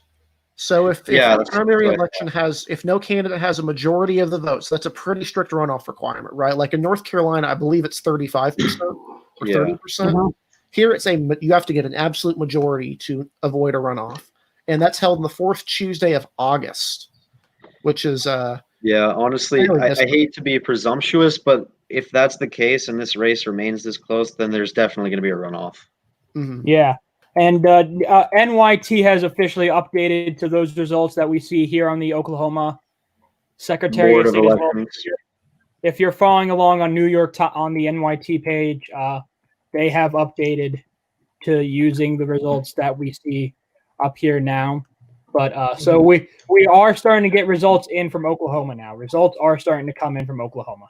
Yeah, and if we look on the SOS page at some of the other results so far, if we want to look at the primary for the U.S. Senate here, obviously I was talking about Jim Inhofe protest vote. Right now there's a pretty significant faction of it, but if we want to see which counties are in so far. It looks like there's votes in from a lot of counties right now. They've been able to drop in early vote from initial results from a lot of the counties right now. Yeah. Most of the counties are reporting at least initial results right now. Mm-hmm. And Abby Broyles has a substantial lead in the Democratic primary there as well, over 72% of the vote at the moment. So yeah, at this point, I think it's pretty fair to say that even though it doesn't matter, I think it's pretty fair to say that it'll be Broyles versus Inhofe in the state primary here. Mm-hmm. And Medicaid expansion is coming up pretty strong so far. We've got 77,000 votes in so far, and Medicaid expansion has 75% of the vote. This is with a wide sample of counties. So again, you got to wait for the votes to come in, but keep an eye on the Medicaid expansion. That's tended to perform fairly well in referendums.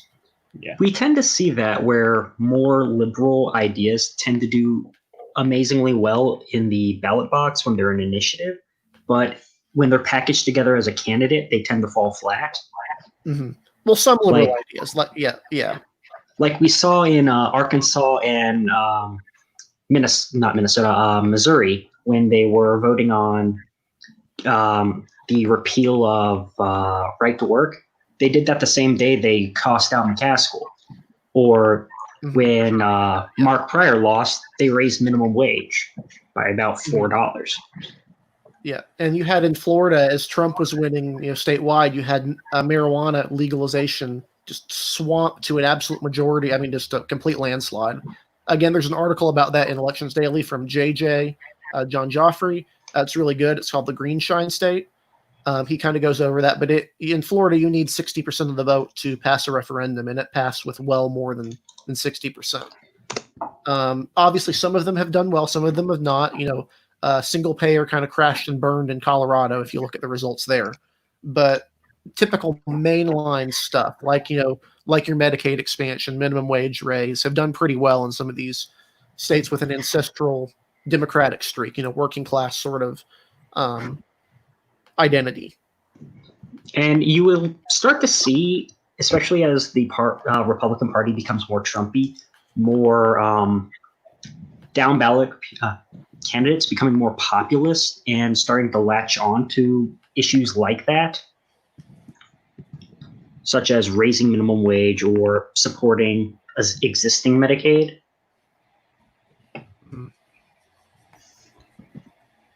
From our guy on the floor in Oklahoma, he is saying that it's going to go to a runoff tonight. We're not expecting to see any of these candidates here in Oklahoma in the 5th district get a pure majority right now. So, Eric, you said the 4th Tuesday in August, I believe. So that's another month and that's nearly another 2 months until we'll see the top two who looking to be Neese and Bice, which only gives them about 2 months to truly campaign against Horn. So. Yeah, it's going to be a very interesting race when you look at it, and that has the potential to be a very close primary runoff as well, which we have not had that many of, considering the last one in North Carolina was a blowout. But then again, primary runoffs typically end up being lopsided. Very close ones aren't always common unless you have a really even breakdown of the candidates that finished outside of the top two finishers. It depends where their supporters go. It'll be interesting to see if It'll be interesting to see if there's any bad blood in the primary like there was in South Carolina's first. Yeah, that was a very interesting race because Mace was able to secure that on election day, and a lot of people thought that there was a potential for a runoff there. I was more talking about 2018's race between Sanford and Katie Arrington. Arrington and Sanford, yeah. That's true.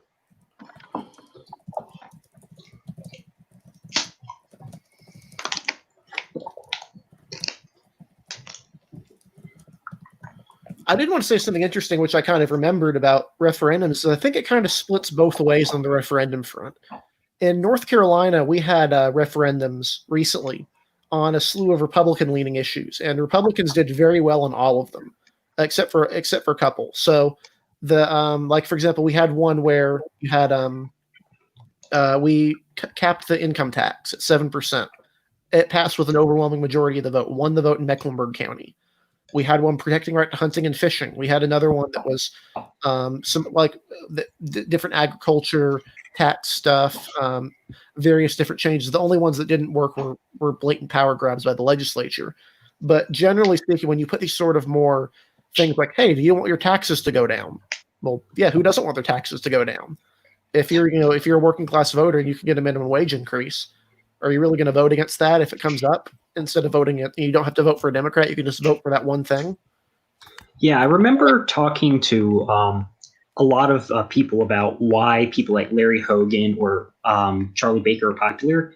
And it's essentially because with the veto-proof majorities they have in their state legislatures, they're essentially anti-tax Democrats for all intents and purposes. Yep. And ignore the strength of that particular stance at your own risk.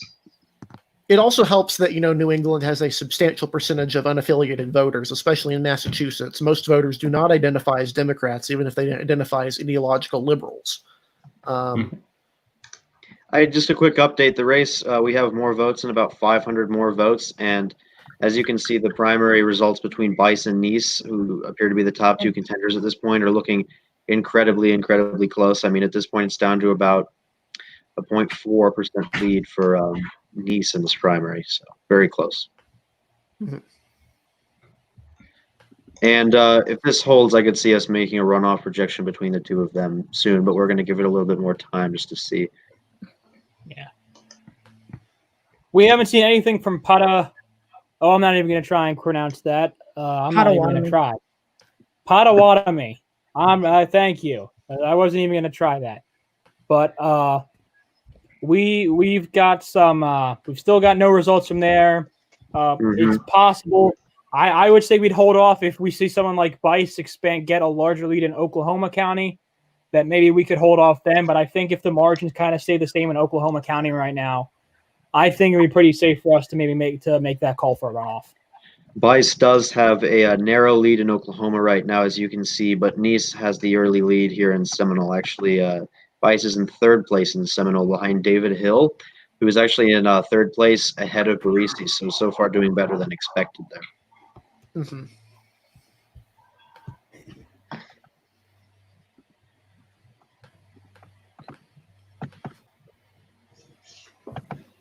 At least someone mentioned in the comments that Bice lives in Edmond. That's the name of the city that I mentioned, or that I did not name, but I mentioned.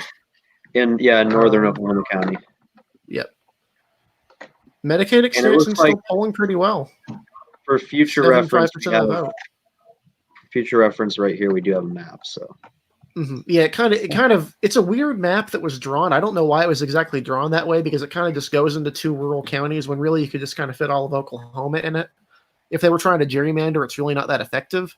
I think they were trying to make it so that Oklahoma City and Norman weren't in the same district. Yeah, because Norman's a college town. And it's a little bit more liberal than the rest of Oklahoma. Yeah.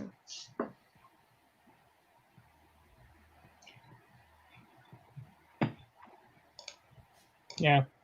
So I looked up David Hill. He seems to just be one of your typical conserva bro outsider guys. The businessman, the outsider who always likes to talk about that. That seems to be what his candidacy is about. So I'm a little bit surprised that he's performing over Barisi right now, but we've kind of seen that these, former statewide candidates have kind of done really poorly in these congressional races. I mean, when we saw Kelly Mitchell in Indiana earlier this month, she did really badly in her congressional run. And it was kind of an understatement, like almost. Yeah, that's an understatement. To say bad. It was very bad. And but maybe we're seeing the same here with Barisi, where a former statewide candidate is kind of going to be doing pretty crappy right now.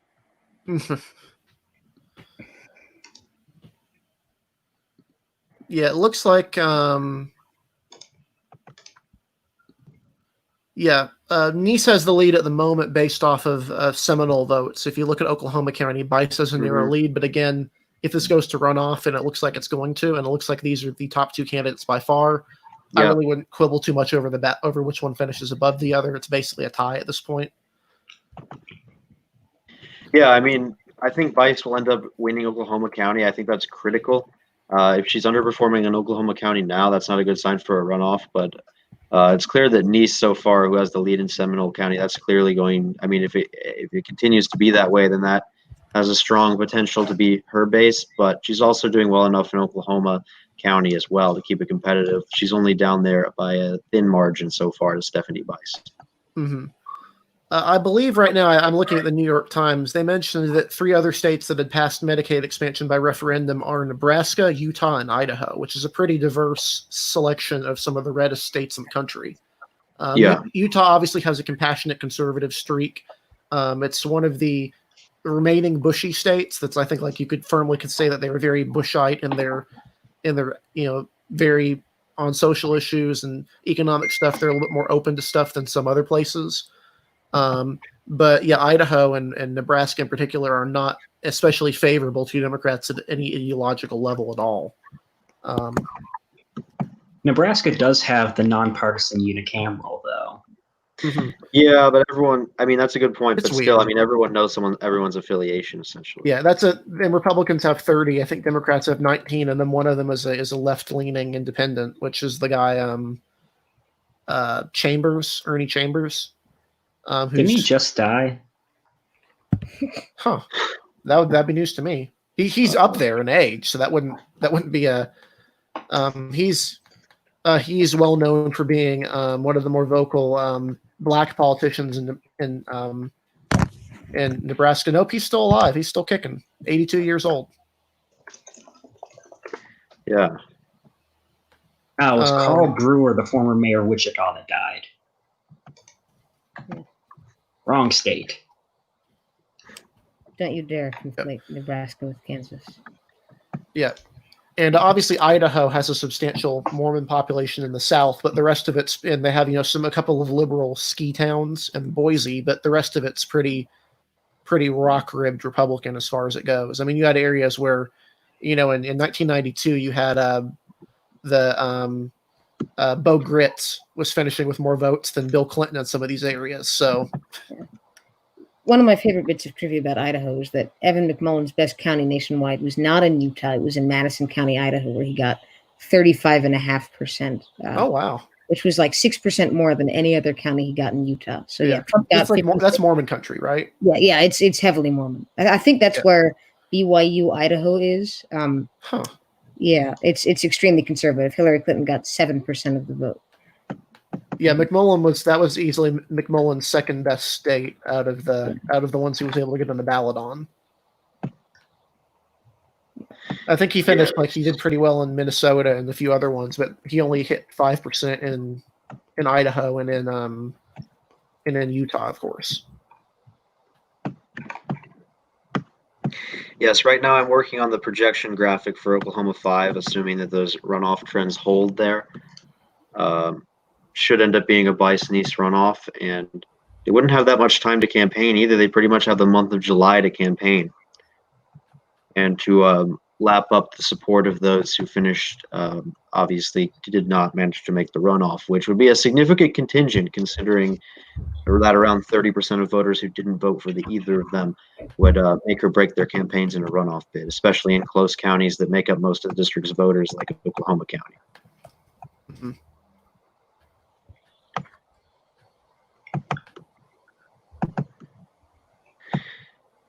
And this would make a very interesting runoff. I mean, we're following some other runoffs, particularly Marjorie Greene against John Cohen and Georgia 14 is another one.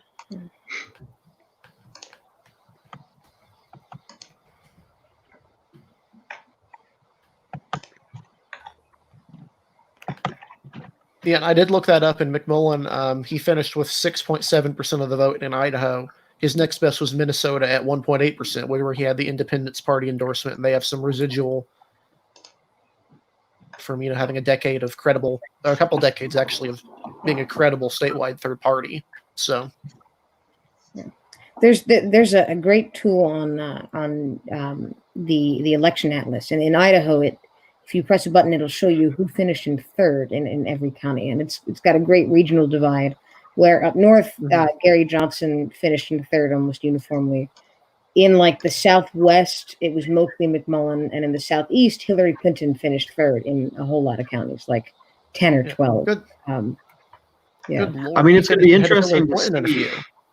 It's going to be interesting to see, looking at McMullen's support in 2016, how Trump underperforms amongst Mormon voters, especially in states like parts of southern Idaho and the state of Utah. I mean, that's going to be a significant contingent as well. And while it's still favored fairly to go to Trump because it's a conservative state, it's going to be interesting to see how Trump underperforms the eventual Republican nominee for governor, underperforms in congressional districts against Republican congressional nominees. It's going to be very interesting. And McMullen, I mean, I'm looking at this. He ran ahead of Hillary Clinton in several of these counties. Yeah. Oh, yeah. He finished with for sure. He was a very strong force. He finished with 12% in Bear Lake. Hillary had 9. He finished with twice as many votes in Franklin as Clinton did. This is wow. I didn't even realize this. That's remarkable. Just a quick little update from Oklahoma. Another interesting thing that I was bringing up before results closed was the Jim Inhofe protest vote, considering he is fairly old at this point. And there's a fair bit of protest voters. He's only carrying around 73% of the vote. It's only 2% in. It's important to note that, but it's going to be interesting when this is all finished to look at where the combined anti-Inhofe vote was, or where it is, and where it has the greatest strength. Yeah. Yeah, I'm just going to tell you this absurd stat with Madison County. That's the one that Jackson was talking about. Yeah. Our kind of last bit on this is that in 2012, Mitt Romney finished with 93% of the vote. Exactly. In 2016, Trump had 57%, and that's the worst performance a Republican has had there since '64. The only other Republican to dip below 60% was in 1992 when it was you had Ross Perot took on a fair bit of votes out in those states as well. In addition to in Idaho, you had the bizarre candidacy of Bo Gritz, who finished with 2% of the vote in Idaho. Yeah. And I bet he did pretty well in Madison County if I were to look at that. I'm looking at this anti-Inhofe or however you pronounce it. That anti-Inhofe. Yeah, I was asking if you could look at it because it's looked very interesting so far. I guess somewhat fascinatingly out east in LaFleur County, which is I guess kind of Little Dixie area. I think that's far his worst county. He's at 60.8 and JJ Stitt has 32.4, and that's like a massive underperformance statewide. Here, let's give it a look. Yeah, I'm using the New York Times. If you're on something else, let me know. Yeah, the anti-Inhofe vote. Yeah, the anti-Inhofe vote is from his right. It's not from. It's JJ Stitt is the cousin of the governor. So there are people who think that Jim Inhofe is not conservative enough for the state of Oklahoma, which is. Yeah, Jackson's right. LaFleur County right now is looking like his worst county. You could argue that despite being, the ancestrally Democratic area that it is, that Little Dixie is actually more conservative than like the Panhandle or the other Plains areas or Tulsa in Oklahoma, just because of that like southernness that the rest of Oklahoma doesn't have. Yeah, that's where, if you look roughly, if you're just briefly scanning around here, Little Dixie is where the highest concentration of the Inhofe protest vote appears to be at the moment. Because if you look in the Red Hill area here, Inhofe's at 70%, upper 70s, low 80s. But then as soon as you dip down over to here in Little Dixie, 60%, 69, performances here that are not optimal for an incumbent, regardless of his age or political ideology. So, he's doing well, obviously, and he's in a safe state that is obviously not going to flip in the general election. But it's very interesting to look at the protest vote, and I think that Jackson's points about Little Dixie and its cultural conservatism, in a way outvoting the rest of the state on conservative issues, is definitely maybe a driving factor of Stitt's performance and the performance of other protest candidates. Yeah, and this is the land of the Borans. Yes, and they've been conditioned to vote against Inhofe for a while. That's true. Obviously, in the general election, it'll probably end up being his strongest region or his second strongest region. But in the primary, it's certainly a place where the more conservative challenges are going to pull votes from it. Yeah, keep in mind, this area still has a sizable Democratic registration. In a lot of areas. A lot like, you're right. It was held by a Boren in the House up until his retirement in 2012 anyway. So yeah. And I believe it did. I need to look at the map to see, but when Boren ran for the Senate, he did very well in Little Dixie. Yeah, I just brought up a Drew Savicki map, and Democrats still hold a relatively small registration advantage in the 2nd district. So, there are still people voting in Democratic primaries there. Yeah, Dan Boren was a formidable representative. Even in 2010, when you had a Republican wave, a very strong one at that, he still managed to hold off his opponent by almost 20 points. And there's an argument that if he had run in 2012, it would have been much closer, but he could have definitely held a seat in the narrow race. His father, in fact, David Boren, when he was in the Senate, actually held this exact seat before Inhofe did. Inhofe won it against Dave McCurdy in 1994, and McCurdy was from the Red Hills. And he retired from the House and to run for Senate because Tom Foley was at odds with him because he would attack Tom Foley and say he wasn't a strong leader. And he got removed from his seat on the Intelligence and Armed Services Committee, so he ran for Senate and lost. But when Boren ran for the seat, actually, in the prior election, it was before the special in '94. He actually won all but 2 precincts in the whole state. He won, and the Almanac in 1994 loves to say that, but his dad won, literally only lost 2 precincts. Wow. Were they both in the I think they Panhandle? were from the Oklahoma City area. So Oh wow. Well, no, the Panhandle was the 2006 election.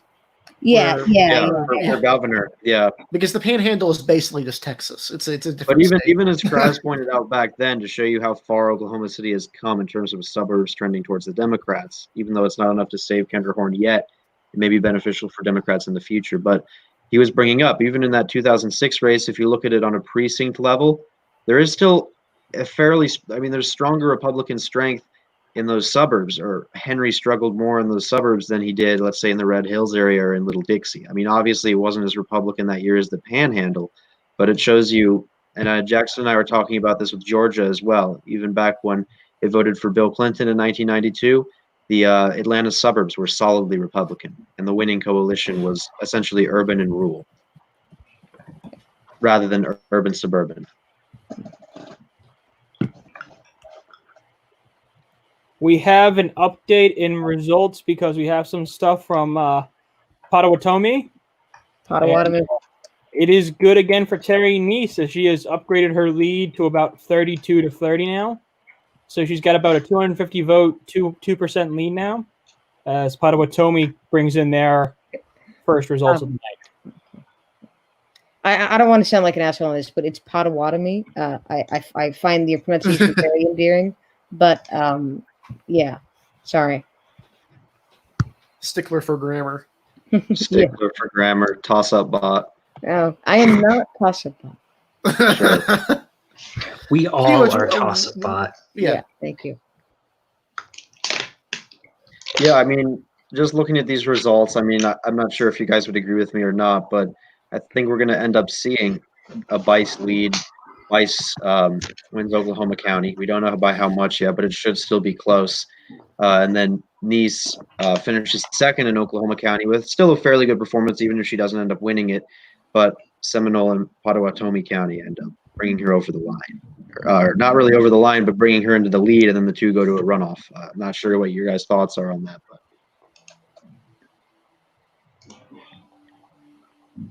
It really depends on how many absentees are left. yeah. And Oklahoma County is still very, very close. Bice only has a very small lead there. Right now, it's looking like 0.17% to lead. So, Do we know what portion of Oklahoma County is in yet, or?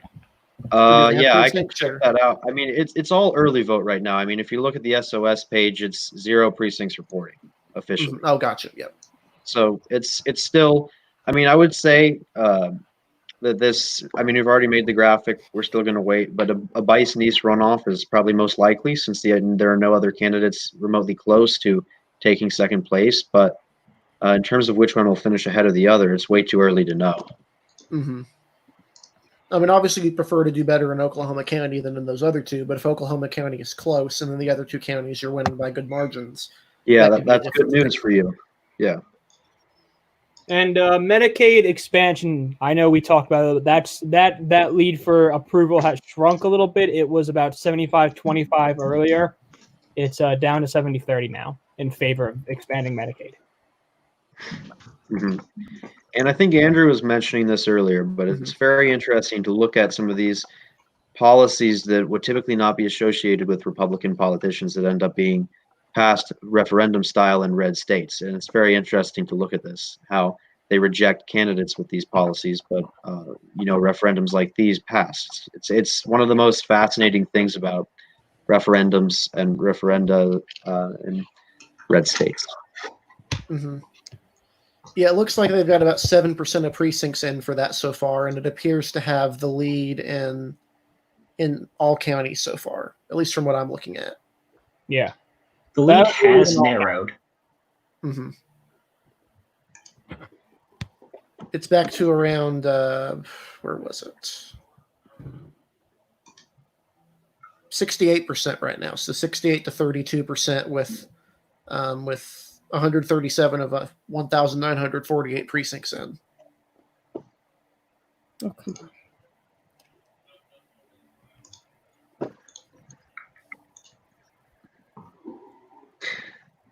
Now people are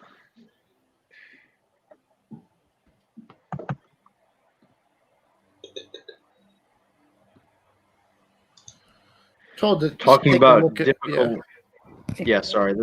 Your point's more important. No, go ahead. I was going to mention this after. I was going to mention we should take a look at the counties for Kendra Horn. Mine was just something because people are talking about the pronunciation of that particular county, and another one that's always messed up is Kanawha in West Virginia. And the almanac in 1982 and 94 makes sure to tell you that it's Kanawha, not Kanawha. Mm-hmm. That was actually originally going to be the name of the state. Once they seceded, they were going to name it that, but they changed it to West Virginia because I guess they were unoriginal. At least it didn't make up a word like Idaho. Idaho literally is a nonsense word. It doesn't mean anything. It's the only state that's named after vaguely nothing. Native American sounding. Didn't we also propose to make West Virginia Westsylvania? I think that was another name proposed. I'm glad they didn't name it that. That would be bad. West Virginia, the illegitimate state. No, but if you think about it, if West Virginia ended up being named Kanawha, then you could have had Kentucky as West Virginia. Oh God! See, the lie of West Virginia is that it's not west of Virginia; it's north of Virginia. It's northwest. It's northwest Virginia. Yeah. Yes, Andrew is the resident Virginian here, so of course he has a grudge against them for leaving the illegitimate state. You did at least get them to pay back their debts, so there was at least that after decades. I mean, they could have kept the Panhandle. We like them. When you're working in politics in Nova, that's just a cheap place to live. Sure, you have to wake up at 5:30 to make it to DC, but like. It helped Alex Mooney carpetbag because he literally lives in Jefferson County, right on the Maryland border, and jumped over. Still lives in Maryland. I know, but he technically owns property in Jefferson County just so he's legally allowed to represent the district. It's like what's his name, John Giramandi in California, where it's like his mailbox is in his mailbox is in the district. His house is not. Yeah. No, but honestly, I don't like to make hot takes like this, but hot take, when West Virginia loses a seat in redistricting, I don't even care if McKinley retires. Mooney's going to lose the primary. I mean, he already greatly underperformed in 2020. Mooney's going to be done. When West Virginia loses a seat, most of that newly created second district, like it's the South that's bleeding population more than the North. So the second district is going to include like a lot of coal country. You know, it's going to take up like half or 2/3 of the land area. I know, and that's why I'm saying. I mean, Carol Miller would beat him in the primary. Yeah, I mean the current map is absurd. All of the population is in the Panhandle, Morgantown, and Charleston. Yeah, and exactly. It literally just stretches along the middle of the state. It's like a little belt. I mean, even reading back in the 1982 almanac, essentially, that's the part of West Virginia, even since then, that has been gaining population. The Panhandle. That's because you can do farming there. Up to the eastern part of the state, yeah. But in the South and coal country, again, since the 80s, has been bleeding population. In 92, it lost its 4th district, and now it's losing its 3rd district. And honestly, one day, West Virginia, there will come a day where West Virginia has an at-large district. Oh, God, that's so sad. Give West Virginia, I don't know, either in maybe 2042, they'll probably have an at-large district. If the population keeps going that way, it's not going to be possible to have 2 districts because the second would have to be so large, given the bleeding out. What Virginia needs to do is it needs to give West Virginia the westernmost portion of Virginia, so it can actually be West Virginia. What are those? The Buchanan and those other two counties that are actually west of the furthest west point of West Virginia. Yeah. Tazewell. That one, yeah. Never know. Did you see the? I think it was by Ryan Brune. He made a map that was very interesting, where they included Nova and West Virginia. Yeah. And Mansion won 62-38. That was beautiful. What's actually very interesting about that map is that if you took that hypothetical Northwest Virginia results, they would almost identically match the state of Virginia's results. So yeah, except it still probably would. I mean, Paula Jean Swearengin still would not be able to.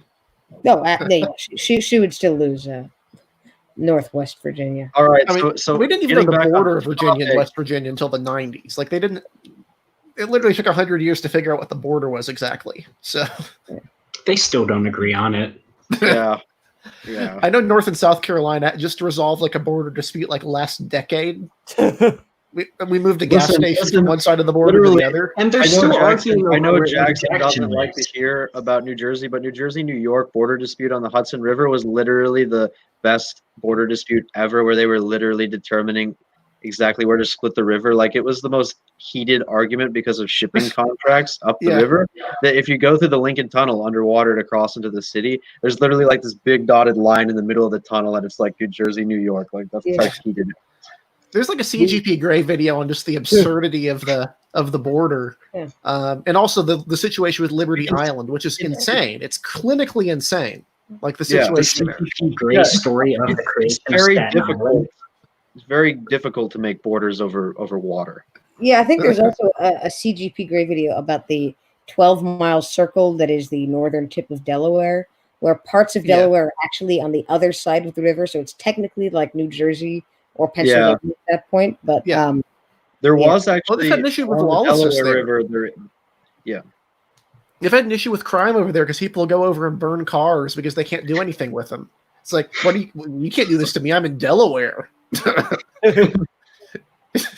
I will say, guys, we are just under 9 minutes away, just under 8 minutes away until polls close in Colorado. So we're about to have another starting in some results, hopefully. I wanted to give a quick update because we do now have precinct numbers in terms of precincts in Oklahoma 5. We have around 3.3% reporting, as you can see, 9 precincts.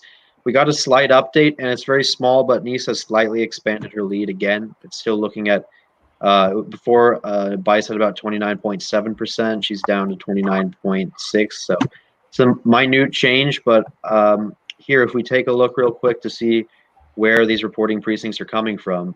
It's from Oklahoma. It's all from Oklahoma County. So I'm not even going to pronounce this because Jackson will yell at me, but that plus Seminole County are only early votes so far. I'm not going to yell. We have more with Medicaid expansion as well. Kidding. Medicaid expansion is down to 65% of the vote with 15% of precincts in. So it's trending. It's trending away from being like a massive landslide. Even better we get more of these rural counties now. Look like Nice has actually taken the lead from Bice. Bice had an early vote lead in Oklahoma County, but Nice now has the lead there. So. Do we have precincts in there yet, or Edmond? Yes, that's where the only precincts are from. I can actually get precinct information. Yeah, because if they're from Edmond, that's pretty bad for Bice. Why can't I seem to find this? Oh, whatever. I'll figure it out. Yes, actually, interestingly enough, Oklahoma is one of my favorite Secretary of State's pages. They have very easy access to results. And they have it all. You compiled a list of your favorite Secretary of State's pages. Yes. Mm-hmm. Yes, Mississippi is at the bottom because they write up their results with a typewriter and then fax it over to PDF. So when you put it through an Excel, you sure they don't send it over on Telegram first, just to make it even more convoluted? I don't like to make fun of states because I find all states interesting in the U.S. in terms of politics, but Mississippi, their PDFs are not able to go through an Excel or through a PDF to Excel converter. It doesn't work. Oh, that's terrible. Carrier pigeon and smoke signals are the way to go. Yeah, if the signal is white, the Democrat is won. If the signal is black, the Republican is won. And the the powers intensity that of the be smoke have like is a conclave in the state capitol. It's like electing a pope, you know. and the intensity of the So, smoke it determines the margin of victory. So Oh, the Medicare initiative I think is down to 63.69. oh So wow. yeah, now, it's now, continuing to plummet. the last initiative Oklahoma had was a marijuana initiative, and Drew mapped it. And it was very interesting because if I remember correctly, there was actually fairly strong support um, in Little Dixie, and it was actually kind of shocking given the cultural conservatism. But that aside, I've opened up precinct results here. I know this isn't really helpful, but if I could find out where these precincts are in the county, I could kind of see if Bice is performing better in her home in the northern half. Yeah. Looking at the marijuana initiative, it's one of the surprising areas that did well is in Muskogee County, Oklahoma. And if you know the opening line to Okie from Muskogee, you know they don't smoke marijuana there.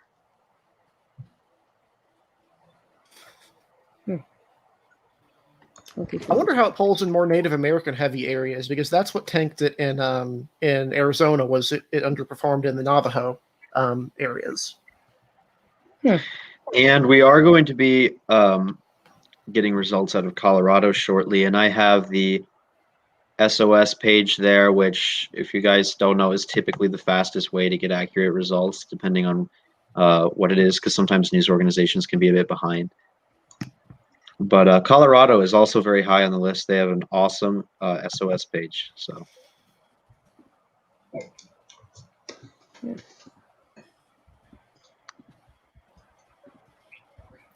Yeah, and of course the big race in the coming hour will be the fight between progressive Twitter and moderate Democrat Twitter over the somewhat bloody Hickenlooper Romanoff battle. There's been a lot of bad faith arguments, so I'm glad that it will be over soon. There's no love lost between the two. It's Yeah. I mean, it's safe to say the last few weeks have not been the best for Hickenlooper. Going into a primary, this isn't probably No, but he's what you still want. the favorite. Yeah, he's still the favorite, of course. But because he's very popular. A lot of the local Democrats there are just going to ignore these qualms. You know, you're not going to see a Romanoff performance that was necessarily as prevalent as the 2010 one. mm-hmm. Well, Medicaid expansion just keeps dropping in Oklahoma. It's now down to 62% of the vote. Here, there's just something interesting since we're heading into Colorado that I want to share, and I think it's important. Here, 1 second.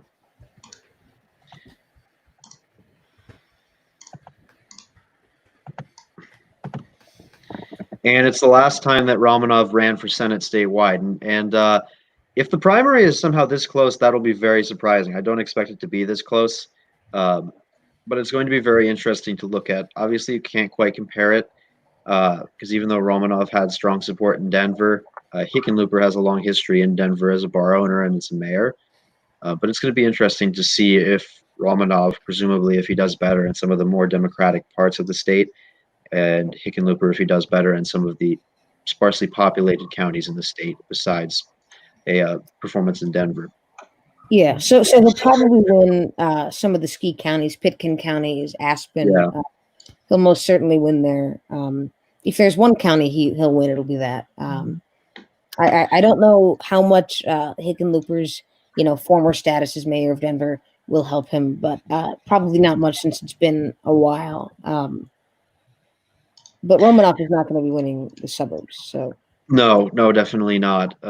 And that's why most of us expected it to be a double-digit win for Bennett. Yeah. I mean, closer than we would have expected it to be a while ago. But I mean, the suburbs are still friendly more to moderates if you look at it. Like, for example, Mike Kaufman is the mayor, lost his a House race in 2018, but is now the mayor of Aurora, Colorado, which is by no means a small area. It's still Democratic leaning, but he was fairly moderate as a representative.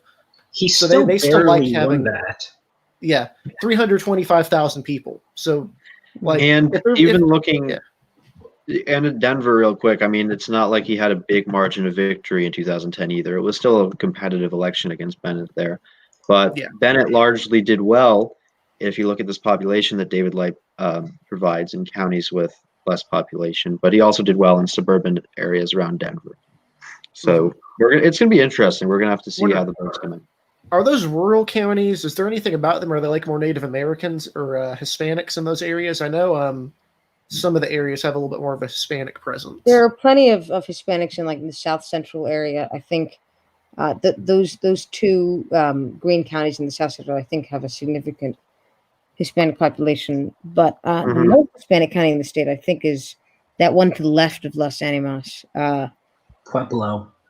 No, not Pueblo, but Castillo, or however you pronounce it. That was still a heavily Bennett county. So yes, it was.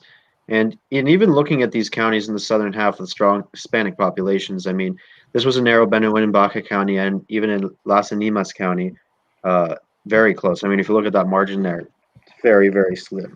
So even in 2010, Romanov's performance, it wasn't exactly very, very strong, if you want to put it that way. I mean, it was a good performance, but against an interim senator appointed incumbent. But all right, it is 9:00, and the polls have closed in Colorado. Woo! Yes. dun, dun, dun, dun, dun, dun, dun. we need to make. I'm gonna make some daily elections music for November. Please do. Please. Do something epic, and not that canned thing that every news channel on YouTube has, or every news parody has. It's just or like saying Apple dun music. dun dun dun dun dun. Yeah, It's like a little jingle. Yeah, most of the YouTube election forecasters use that MSNBC music, which it's so good. Really, only MSNBC should be allowed to have it. But yeah, I know the election center uses it. I think. Well, The elections music should be like a mixture of banjo and bagpipes. What? Like that just He's gets right. people's attention. Yeah, Mark It would Warner. be Work for Mark interesting. Warner, so. Mark Warner country. I say it should be a goal horn. We should, like, whenever we call a result, someone just presses a button, burn, burn. No, I but think a gong could work as well. Like for November, we needed an intro and an outro, and I was thinking that our intro and outro can be Mark Warner making the tuna melt, because I think that would fall very nicely. Yes. Two slices. I mean, obviously that's not actually going to happen because I'm going to make a professional one, but still. And we're down to about 60-40 now in this Medicaid expansion here in Oklahoma. We're down to go, like we've kind of seen, it's kind of slowly gone down. I've looked at what's outstanding, though, Oklahoma County has a lot outstanding, though, and I think it's ultimately going to win. If you look at what's Oklahoma County is only 4% in, so it's looking good for it still, but it's not like a massive, We're not going to see a blowout for it. Yeah. And remind me, Oklahoma does not require the 60% that Florida does for the referendums. It's just a simple majority. No, I think it's just a simple majority. Yeah, I believe that's unique to Florida. I actually like that rule. I think that if a referendum should have substantial support, but that just I mean, I can see why Florida did that. I mean, just look at what happened in England with Brexit, where it was so close that half the country hates it. If you have a requirement for there to be a commanding majority, like 60% or 2/3, then at least that no one will argue that a referendum, which inherently is not designed to ever be repealed unless it's replaced, should be. I think it reaffirms the mandate if you have a bigger margin like that. Yeah, what was the original purpose of the referendum? It was to put a check on corrupt politicians, and to do that, you want that to have a decisive majority. It's to give the people, when they have a large enough majority, the ability to solve major problems, right? But if you're just deciding stuff with 51% of the vote, like, hey, we're going to go to a single payer healthcare system with 51% of the vote. Sorry, the other 49%. My problem with the Florida referendum reaching 60% is the referendum that changed that did not hit 60% itself. Yeah. That's a reverse Uno card right there. And we have our first counties reporting in Colorado, as you can see on the screen in the race for governor there, which is so far 2% voter turnout. Oh boy! Wow. Oh boy!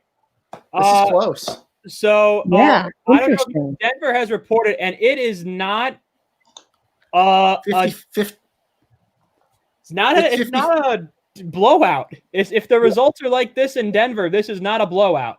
Denver not and Denver, Boulder that's have reported. Broomfield. No, Denver that's and Boulder- Broomfield. That is- That's not Denver. Are Denver's you sure? the one Because below that. it looks on New York Times. It says it's most of Denver that's reported. 227, Yeah, 357. God, I'm so late. All right. I don't let's- know though, because right now I'm on the SOS page, which theoretically should be where they're getting their data, and I don't see anything from Denver reporting it. Because New York Times has Denver and Boulder in, and in Boulder they have Hickenlooper at 54%, and in Denver they have him at 55%. And this is with All right. 2/3 of the Oh, yeah. precincts in Yeah, Denver. Denver is now reporting, If and it's- Oh, it is. Yeah. So, Yeah, that's So the New York that's- Times results. They're that's accurate. pretty Yeah. close. so This is what the Uh, New York Times is reporting as well. This Yeah, is real not quick. going to be this. This is Real not quick. going to be a blowout. if you compare, Look at the precincts. no, just 1 second. You're right, but if you look at Denver, it went to Romanov in the last election, 53 to 47, but now it's a Hickenlooper 54, 46 counties so far. But we're going to have to see how it goes. But certainly, if that margin holds, then the race will be closer than expected. Boulder's Yeah, not I- showing up on Is your end. Denver 'Cause and Boulder's on Boulder mine, are, and is Denver and Boulder are the two most progressive parts of Colorado. So if he's down in both of them, Well, that's not that You Well, could- good. but you we're could- behind the ski counties. you could but- argue Larimer County with Fort Collins also has a decent progressive base. El Paso and Pueblo, you could maybe Mhm. argue too. I wouldn't say they're the only progressive areas in Colorado. I mean, Denver did legalize mushrooms, so you would think that they would be, the most open to a progressive candidate. Yeah. And obviously, Boulder is Boulder. It's, it's its own thing. But earlier I had predicted that Hickenlooper would get to like 62%, and that is probably not going to happen. He's probably not going to get 60. Yeah, Yes. this could be in the upper 50s at this point. So my prediction, which was very similar to yours, could also now be in jeopardy. So, Mhm. but then again, I'm we're gonna going to keep have an eye to on the see Oklahoma stuff because next. in 2010 Bennett won 55-45, but Romanov won Denver, and right now he's down in Denver. So, But and we'll again, if see. he does, Do we see kind of that map itself change? I think that's certainly I mean, it was in 2010, so it is fair that it has probably changed. But one can assume that in order for him to truly have a chance at making this as close as that, unless the coalition is drastically altered, he would probably need to win Denver, like he did in 2010, and he's not winning it right now. So, And Yeah. just to update on Colorado or on Oklahoma, it is down again to 58.5% for Medicaid expansion. It just keeps dropping. But I'm still looking to see how much of that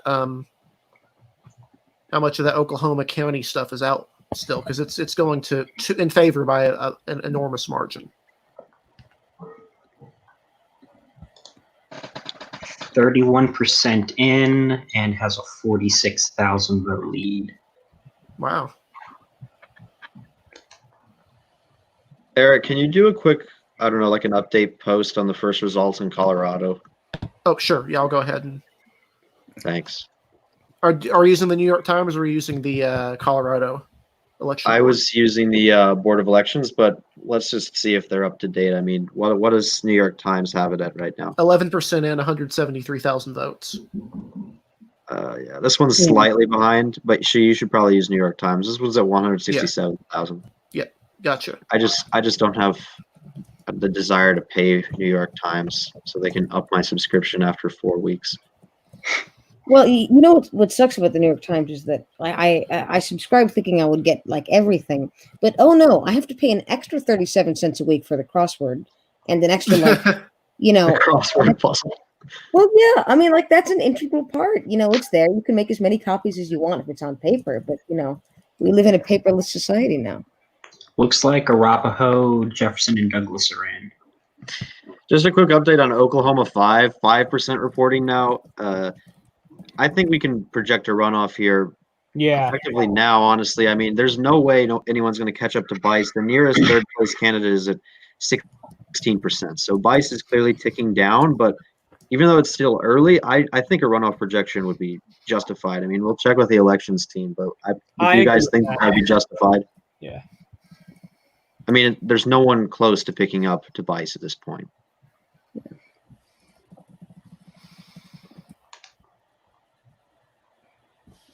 Wait a minute. Where are you getting those results? Because the What?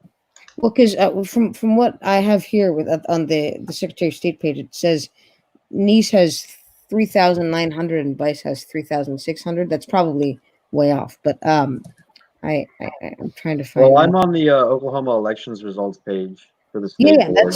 that's Oklahoma is up. Yeah, but your results are not correct.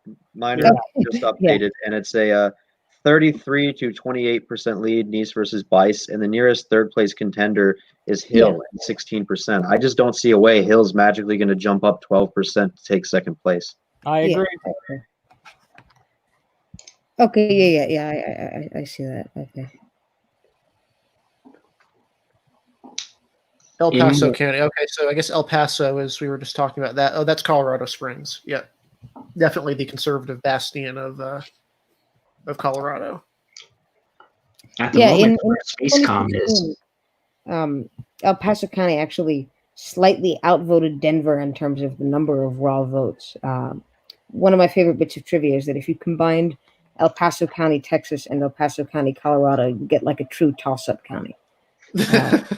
Or like toss-up leans Democratic or whatever. Because It's just fascinating to me that Colorado has like one of the most liberal counties and cities in the country in Boulder, and then one of the most conservative, an actual conservative city in Colorado Springs. You don't see a whole lot of those. Like, Grand Rapids used to be a fairly conservative city, but it shifted a little bit to the left in recent years. a lot of military there and a lot of evangelicals. Yeah.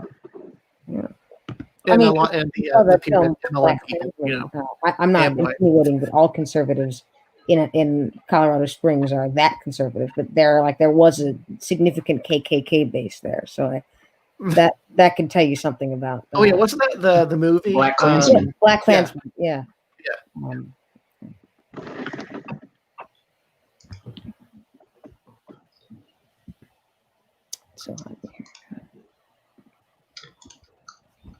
So, in non-elections related news, Charlie Kirk has called Mike Braun a communist Oh boy. and is calling on Greg Pence to primary him. A communist. This is because Mike Braun wants to make it so that the police cannot nuke your house and then not pay you compensation. Yeah, Charlie Kirk wants the police to nuke your house. No, we want recreational nukes, boys. That's the plan. I mean, the Joe Second Jorgensen Amendment. 2020. Joe The Jorgensen second- 2020. The Everyone gets Second an Abrams Amendment tank. clearly allows you to own your own nuclear weapons. I think at least an Abrams tank is a reasonable compromise. Yes, I want my own. If I can't drive through town in my tank, am I really free? How are we supposed to defeat the Nazis if we don't have the arms that our great grandfathers had? Exactly. What's so funny about Charlie Kirk's tweet is that he seems to know nothing about like when the classes of Senate seats are up, because it would take 4 years for the Indiana primary in 2024, and by then Greg Pence might be out of politics entirely. Yeah. So I mean, obviously, it's just I'm just amazed by the revelation that Mike Braun, who ran as the Trumpy candidate in Indiana, is a closet communist. Obviously, you never suspect. That's what I'm saying. Things change. Guys, Things change over. we got some problems here. what problems? We have an upset alert.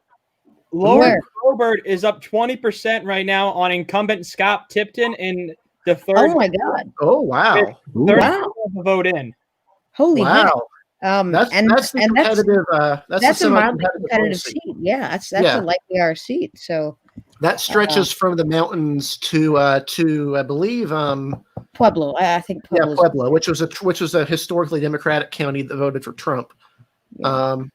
It was a Romney. It went for McCain by 3, Romney by 6, and Trump by 12. So in theory, this is a good seat for Republicans. But in pure mathematical theory, now it should go for Donald Trump by 24.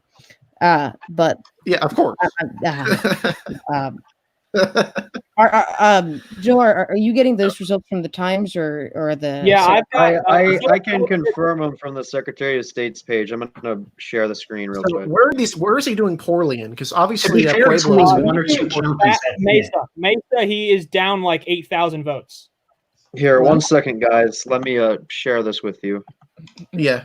And Hickenlooper is up to around 59% now. He's doing very well in Arapahoe. He's doing very well in Jefferson and then Douglas County, which are all adjacent Oh, that's the wrong to one. Denver. He's getting and in he's getting Broomfield, he's 60 at plus. 57%. So he's doing all right now. Yeah, he's getting 60 plus in everywhere that's not Denver or Boulder. Was there any indication that Colorado 3 was going to be competitive in the primary? Here it is. This is Yeah, the Ken here's- Buck seat, right? Ken Buck was. Wow, was he's the down representative. 2-1 in Mesa. That is, or almost 2-1. No, this is Scott Tipton's seat. Ken Buck's the other side of the state. Ah, Yeah. Ken Buck's in 4. Corey Gardner's old seat. Ken Mhm. Buck is, I Yeah. think, like the worst politician from Colorado ever. yeah. Do we want to go ahead and Hickenlooper? He seems to be pretty solid. There's about 38% of the vote in, and he's up 59 to 41. I think it's all right. I'd wait until Colorado Yeah. Springs and Adams are in. No, I mean, Okay, no, honestly, Pueblo though, is in. He's pulling 64% in Pueblo. Hickenlooper.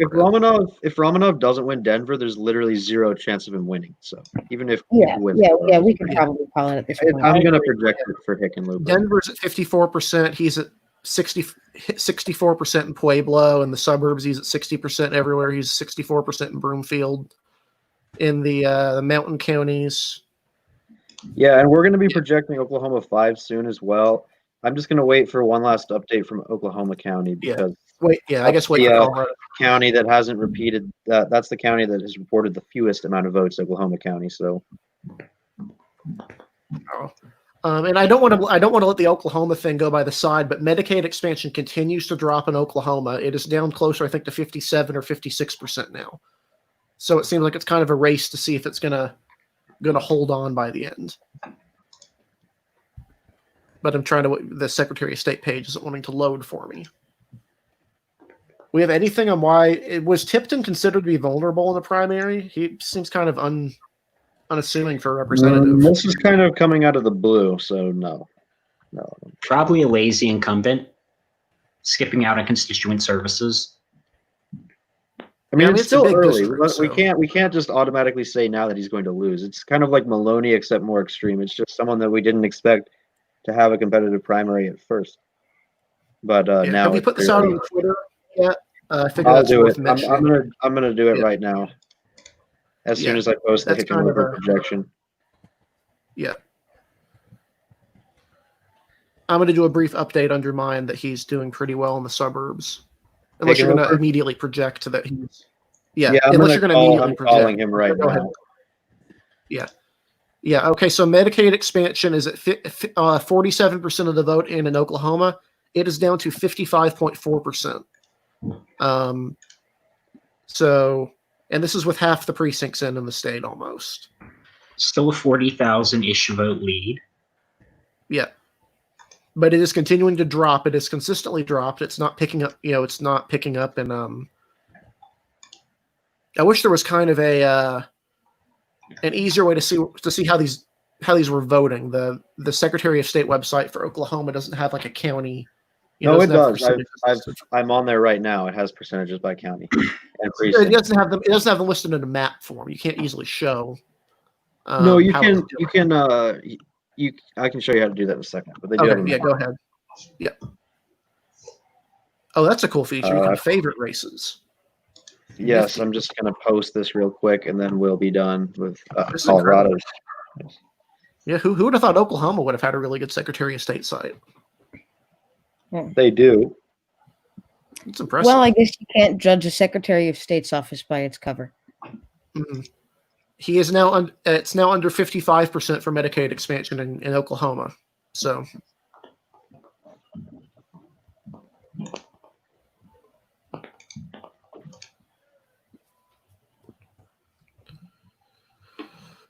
So, do we know much All about right. Maren Boebert? Like, would she be better for the district? maybe Would bad. she be worse? Because Looks like a QAnon person. So Oh Wait, God. So What that's other what Marjorie Taylor the race Greene? like the competitive. Bobert is a QAnon. Yeah, according to reports.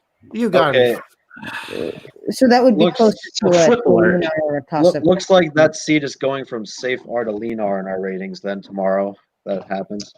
That is You guys still Embrace have your a inner safe R? toss-up pot. Likely. It's a toss-up.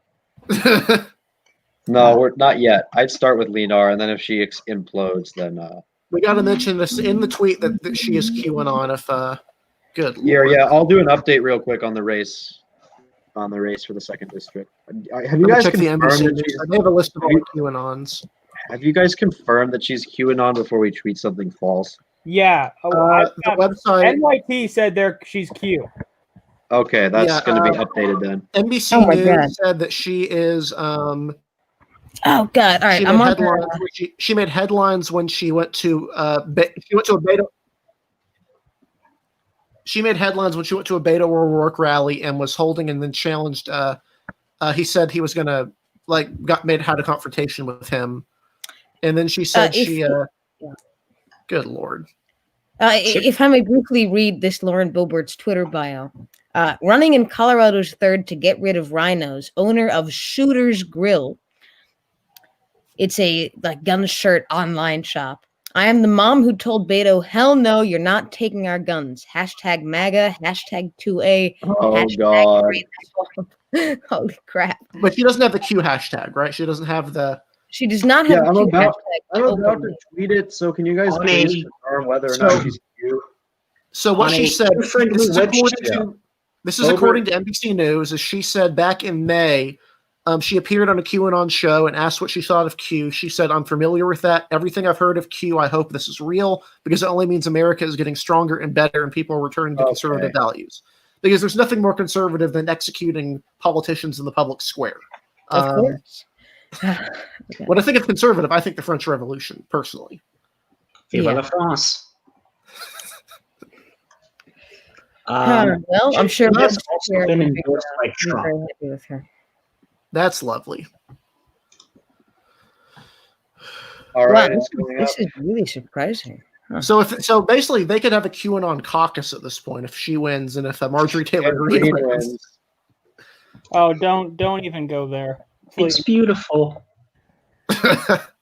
Sorry, when did Lauren Boebert have this NBC interview? I'm tweeting this out. I want to make sure I'm accurate here. It was in May with the bikers. Yeah, we obviously want to make sure. I'll send the Here, I'll send put the this link in to that the interview private so I chat can here. put it in the comments. It's in the private chat right here. You'll have to change the link because Google just hijacks whatever I. Thank Oh, you. it's okay. Niles already sent a link. Yeah, I'll her- use that one. Yeah, her website is actually okay. So her website lists a lot of different things she is pro freedom, pro guns, pro constitution, pro energy, pro life, pro Colorado, and pro America. Heading to Congress to drain the swamp, stand up our rights, and tell all the left wing lunatics we don't want more government control. We want our freedom. Oh, God. God. Lean Republican. Why? We elections. I'm gonna have to amend this rating, and this district is now going to be lean Republican if she wins. So Why? She has an open carry restaurant, it's apparently. very dangerous to have a QAnon Republican in a remotely competitive district. That's even more Oh, dangerous than Bob Good. Colorado boots on the ground bikers for Trump. Apparently, I don't know if that's different from just bikers for Trump endorsed her. She's also been endorsed by Garfield County Sheriff. She's fairly young. She's not Quick update out of Oklahoma. Bias has gone down significantly. It's now 35 to 25, and Hill's at 17. So I'm going to just see where it's coming from in terms of counties. If it's from Oklahoma, I'm going to call it. But if it's still from those rural counties, then we have to keep waiting for Oklahoma to see how it influences the final. 47. NYT has called it for Hickenlooper. Right now, according to NYT. So apparently she owns a grill. We called it for Sorry. Hickenlooper before, so. Yeah. She owns a grill where all the employees open carry. That's the gimmick of the grill. Oh my God. No, just no. Oh, that's horrible. She's active in her church. Apparently, husband works in the oil and gas field. Her website actually isn't awful. Like as a website, it's not horribly formatted. It's not like the QAnon person from Oregon, where the website looks awful. It's actually this looks like it was made by a competent person. Competent. I mean, Marjorie Taylor Greene, her views aren't competent, but her website is formatted well. I don't think website format is a good way of telling someone's political views or the validity of them. Yeah. No, I'm just saying, if you went to the website, you wouldn't find a section on it that's like on Joanne Perkins, where it's like, I think vaccines shouldn't be mandatory, that you should be able to choose if you want vaccines or not. Like, you're not going to find that on her website. Yeah. It's just standard fare, I hate liberal stuff, which, it's a Republican primary. You're going to get that. Yeah. She's been endorsed by Congressman Tom Tancredo. Oh, God. Oh, That makes sense. This makes so much sense now. it's all coming together. Yuck. Also, I think it's safe to call Oklahoma County is now 24% in, and the margin hasn't changed. Actually, Nice has gone up. I don't think there are theoretically enough votes for Hill to be able to take the second place spot. Yeah. All So right, we're going to project that. In Colorado's 3rd district, most of the bigger areas are reporting. Obviously, Mesa County, which is Grand Junction, only has 12% of the vote left to report. But Tipton is down like almost 2-1. So she's winning Pueblo too, which is interesting. Yeah, I guess that actually kind of makes sense given the working class, culturally conservative, somewhat nature of that district. I wouldn't be surprised. Yeah. She's doing very well in the Grand Junction area, as you just mentioned, in Mesa. So Western Front, yeah. For those who aren't familiar with Tom Tancredo, he was notoriously his thing was anti-immigration.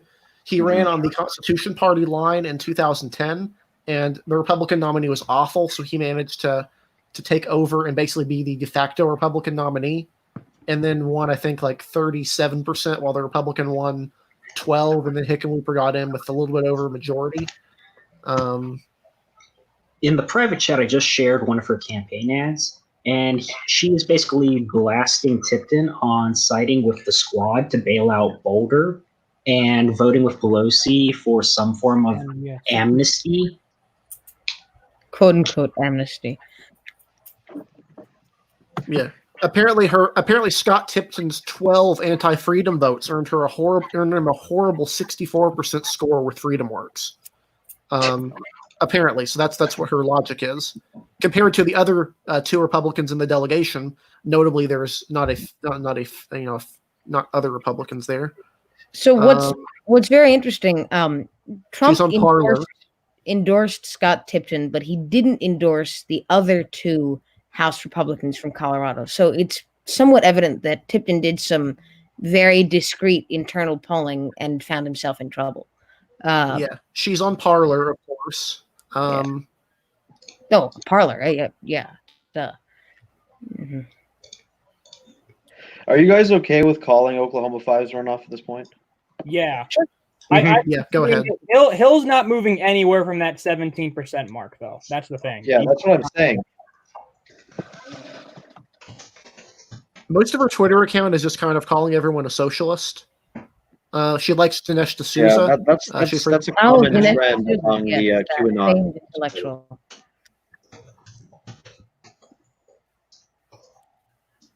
She said the statue thing is about Marxism. She's shocked and appalled Twitter is censoring our great president. Oh God, yeah. This race is easily overnight. Like I'm gonna have to amend that in my ratings that are supposed to be changed tomorrow automatically. Leonard.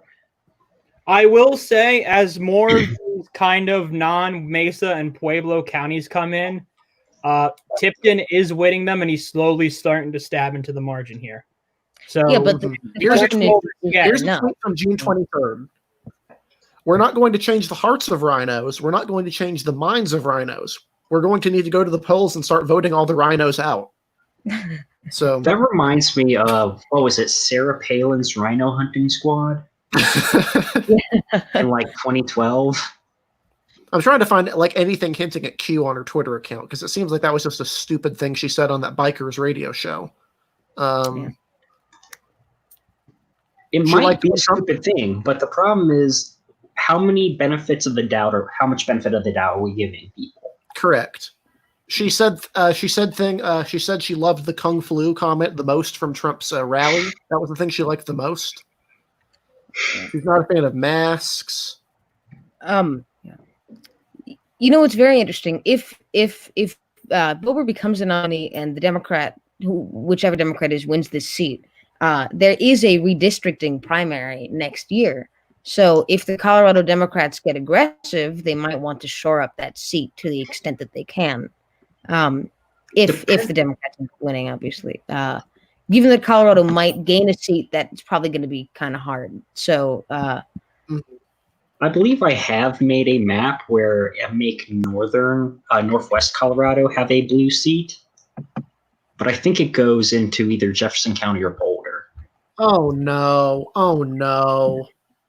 Oh no! What? Okay, June 19 tweet. Waco. This wins the internet. And a picture of David Koresh saying he created an autonomous zone before it was cool. Oh. Oh no. Are we being extremely racist now? Yeah.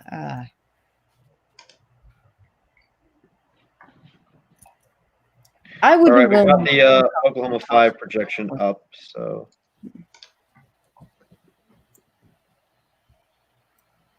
You know you're getting into the right-wing territory when we're going back to Waco. Yeah. oh God. She has 13,000 cash on hand. that's horrible. Honestly, That is- honestly at this point it'll start as lean R in this race, but I could quickly see it becoming a It'll be a toss-up. toss-up. Yeah. I am sure Toss-Up Bot will be. Toss-up very bot's going to chime in shortly. He's preparing the tweet right now. Yeah. Actually, he has already quote tweeted one of my tweets. I said if Lauren Boebert unseats Scott Tipton, Colorado's third district will move from likely Republican to leans Republican, bordering on toss-up. And he quote tweeted it with "Just say it already." So, yeah. Well, Tipton would be number 5 on the goodbye list for incumbents. Yeah. We could theoretically see something that like South Carolina won though repeated here, even though it's a more Republican seat where a very obviously I'm not saying Katie Arrington was obviously not this nuts, but still, you could theoretically see that happen. Katie Arrington had the dual problem of being of supporting offshore drilling in a coastal district and getting into a car accident that kept her campaining from I most of the campaign. I remember it. Yeah. And having Sanford endorse Cunningham. Yeah. That was very interesting. Yeah. And not endorse. I don't believe he endorsed Cunningham, but he definitely did not endorse her. Yeah. He was salty. Yeah. And one thing that makes me skeptical that a Democrat can win Colorado's third district is that unlike South Carolina 1, they're really not trending in the Democrats' direction. Yeah, I know. That's why I'm saying it would probably start off as lean R. Yeah. Well, Pueblo is interesting. They can keep that in there because it actually voted for Bennett for Senate, if I recall right. He actually, it was a Trump, I think it was a Trump Bennett county. There's easily some mountain areas they can draw in. Yeah. Oh my God, she's actually going to win this. Oh no. God. 53% oh my God. Oh, I can't swear. We're on live television. Oh, come on. How many people are watching? 100? Guys, I can just see Tom Emmer in his office right now. We can now protect that Tom Emmer has jumped out of the window. We're gonna gain 25. Tom, we're gonna gain 25 Emmer. No, but seriously, like I can just envision Tom Emmer like picking up his laptop and chucking it out his window right now or something. the Ron Swanson of He's probably just like, because he has to keep up public appearances by saying the GOP is going to gain 25 seats, but secretly when he gets into his house, he's like, yeah, we're screwed. Like if she's out there supporting QAnon and tweeting stuff about David Koresh, there has to be even worse stuff in the. Oh God. Yeah, it's time to quickly go. But this is what bothers me because I saved all the race ratings and the table and everything for today, and now I've got to go redo it with this race's lean on. Because the only change I was making was moving Fitzpatrick to likely R, like the crystal ball. That's the only change, and now I've got to move this to lean on. I'm just going to introduce a new law. I'm going to call it Eric's Law. Never underestimate the stupidity of Republican primary voters in states that are getting bluer. Yeah. I mean, Well, I'm gonna go. Virginia is a prime. Okay. Arizona, Yeah. Georgia, California. Yeah, if you guys can't tell, I'm not okay right now. So Yeah. The problem is when the people who are only in the party because they're ambitious and don't really have political views hop to the other party. It just leaves the true believers who are horrible at running statewide. May I say Now, that that's exactly what happened to California. Our base died there. Or That's moved why you or have became- candidates like Greg Ratz and Ted Howes. as a pretty loyal Democrat, I am nothing short of thrilled at this result. But I'm a little nervous that Okay, this. we can't be biased here. I know. But I think from a Democratic perspective, you have to be nervous that this district is too red to really elect a Democrat, given that Trump is probably going to win the district again. And, we have less polarization than ever. And from a Democrat's perspective, it's much worse to have 2 years of a QAnon, member in Congress than a Democrat, obviously. So according to Miles, Tipton's only narrowly winning his home county, so that's not good. oh well, that's death. Yeah. Down in the south. Honestly, the strength right now for Boebert is literally along the border with Utah and then along the southern half. I mean, all the counties so far along the border except Montezuma, which is Tipton's home county, are going to Boebert. And then if you look up along the border, Montezuma's revenge. oh Sorry. yes, I can't believe this. I can. yeah, this is a big upset. This is pretty unexpected. This is bad. I'm not okay. This is great. If I just tweeted out, if you want to see me have a mental breakdown over a QAnon person win a GOP nomination in a possibly competitive district, come on and join in on the Election Daily stream.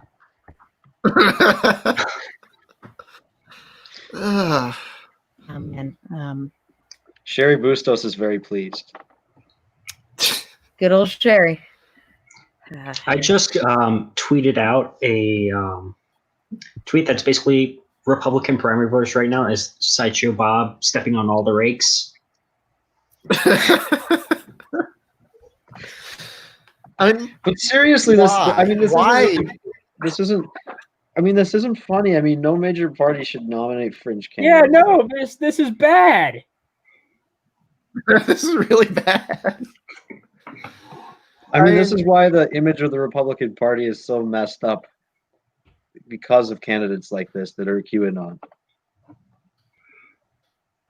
I mean, it's part of the reason it's like that. There are other reasons, like what happened to Denver Riggleman. So, for Republicans who maybe are coming in seeing some bad news, you may like that in Oklahoma, the referendum on expanding Medicaid is continuing to decline in vote share. It's down to 52% at this point, with 69% of precincts in. It continues to decline. I know a source in Oklahoma sent me that. I don't know if it's going to end up passing or failing or not, but that's pretty. The initial results were 75 to 25. So again, reason you hold back in projecting races.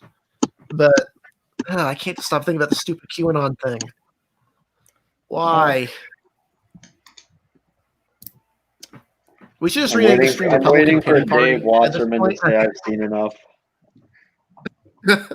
Oh yeah. Would we be ready to project this at this point? I mean, I'm always nervous to speak. I would say I would What want to happened wait a to the little bit election? longer just because of how big of an upset this is. You typically don't want to be hasty with massive upsets like this. Yeah. Thing is, But I mean, this is just unfathomable. I mean, now this is both parties. ridiculous. I mean, I'll God. say this: Republican voters in the West can tend to be really, really culturally conservative and really tuned into some stuff national people don't exactly care about. Like that's where you had a lot of the Bundy support. You had where Waco and things like Ruby Ridge and stuff were big deals legitimately back in the day. It is a completely different world. And so to them, it may not be a big deal to nominate this person. I don't think the QAnon stuff was widely known at this point. But still, I mean, an incumbent in a district that's... It's interesting, but it's an upset for sure. Yeah. Well, this is congratulations on the Eric Cantor Award for 2020, Scott Tipton. I don't know why you had to do it to a QAnon person, but I guess you had to be the one this year. And you have to wonder, like, did Actually, Ben Buck and the you can't win the Republican... Eric Cantor Award unless there was a McLaughlin poll showing Scott Tipton at 34 points. I'm sure there was. He gets the award anyway. He gets it anyway because this guy just lost to a conspiracy theorist. So congratulations, Scott Tipton. Okay, so are we gonna do betting on the website on what the next scandal for this person is going to be? Because there has to be something. I mean, if she's Marjorie Green flies out to campaign for her. I guess it's either going to be the militia movement. I got it. Hot mic N-word. That's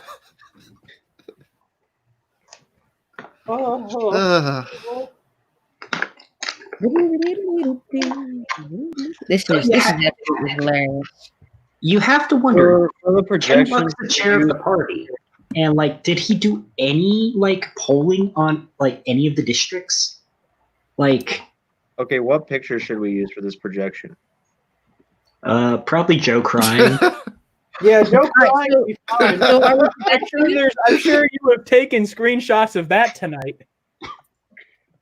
All right, so you know what? You have the celebration. You have the celebration Joe gif. You need to make the sad Joe gif, like with the You can screen record this now. This will be the sad Joe. This will be the sad sound of silence. Just have that. Hello, darkness, my old friend. We should be laughing about this. So is it relatively safe to call it? I mean, this is terrible. You have to admit it's kind of funny though, just to see this happening. It is kind of based, but it's also just really bad. It's objectively really bad. This is the equivalent of Joshua. This is the equivalent of Joshua for Congress winning a Democratic primary. I mean, yeah, basically.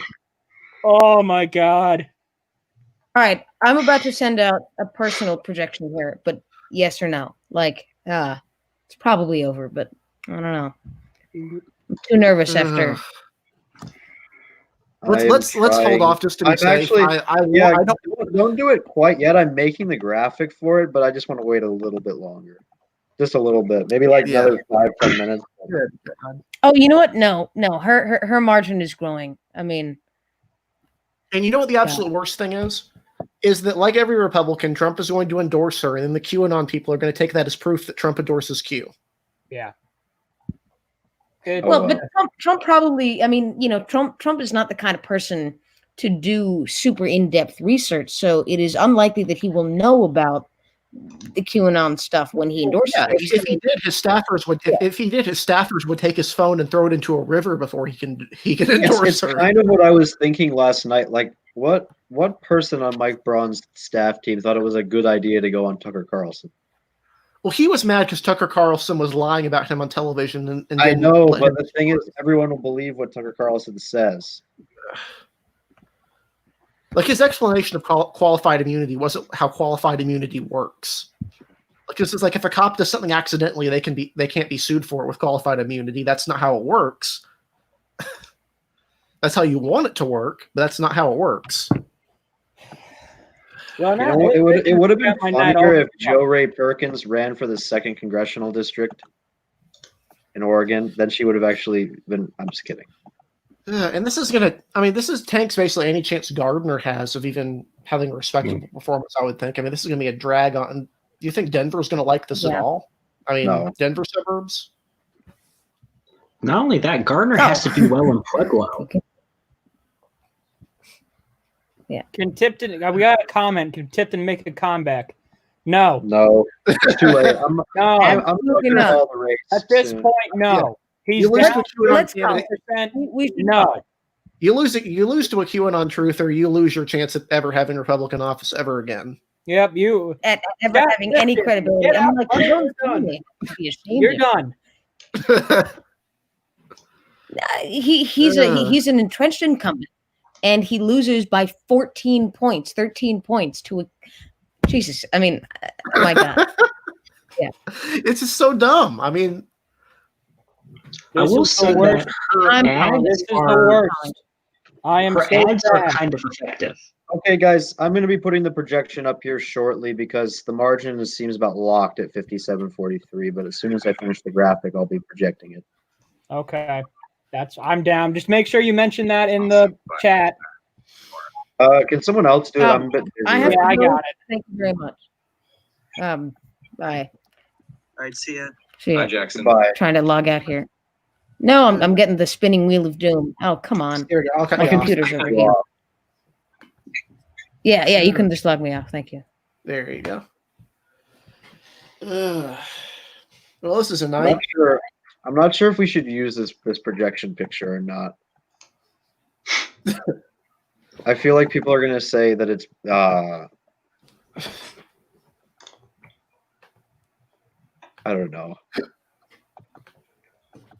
Hey, it's not like the mail-ins they're counting it. These are counting mail-ins. This is Colorado. They're used to this. These are It's counting entirely mail-ins. mail-in. Yeah. This is not. Yeah, it's done. I'm about to call it. Yeah. I'm just There is worried. the- yeah. Here, let me send you this projection graphic so you guys can make sure that it doesn't just look. Yeah.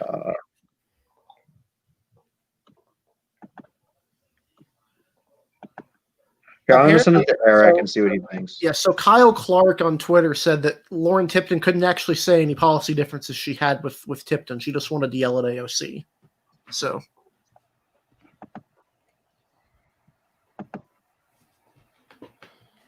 good Lord.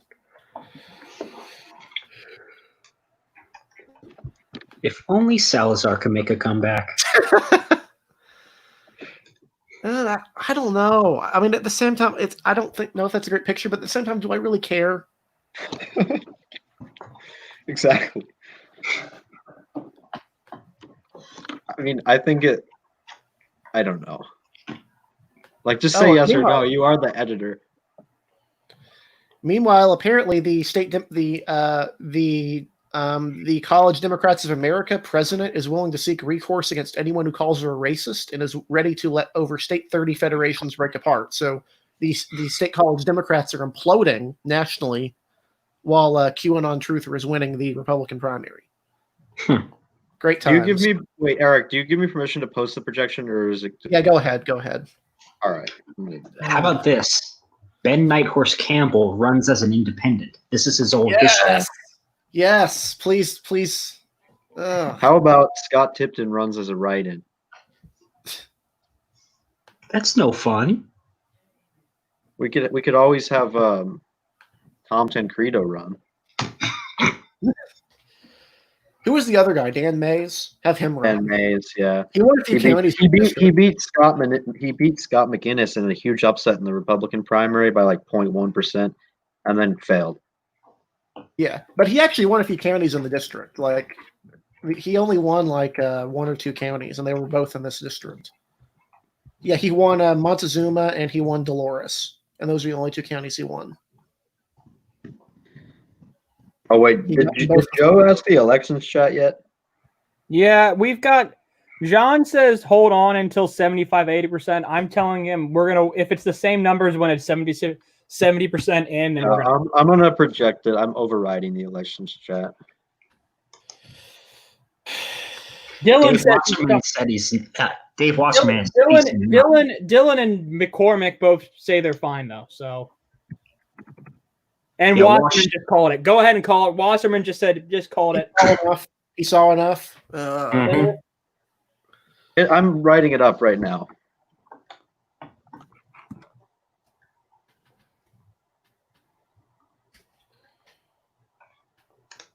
Her name is Lauren Boebert, right? Before I spell it. Yeah, Boebert. Okay.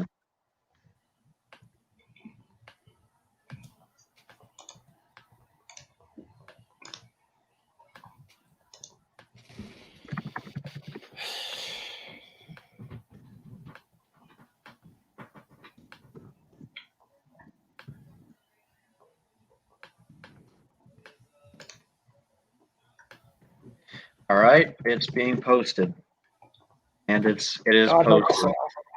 So you guys can retweet that. Did you say we're moving it to Lean-R?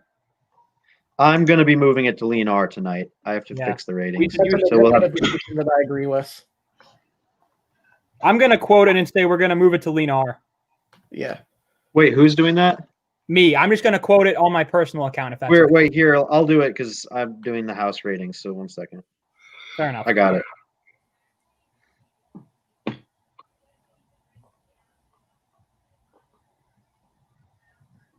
This is just, oh my god.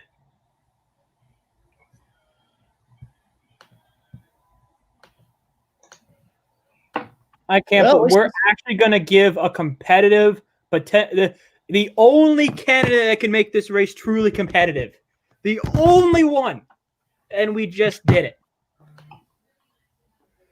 At least My the stream's interesting, so you're enjoying seeing a couple of Republicans get a.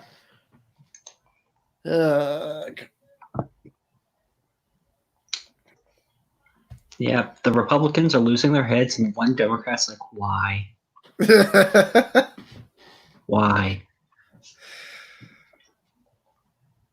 So Tipton's the 5th incumbent to lose renomination this cycle, which is more than 2018.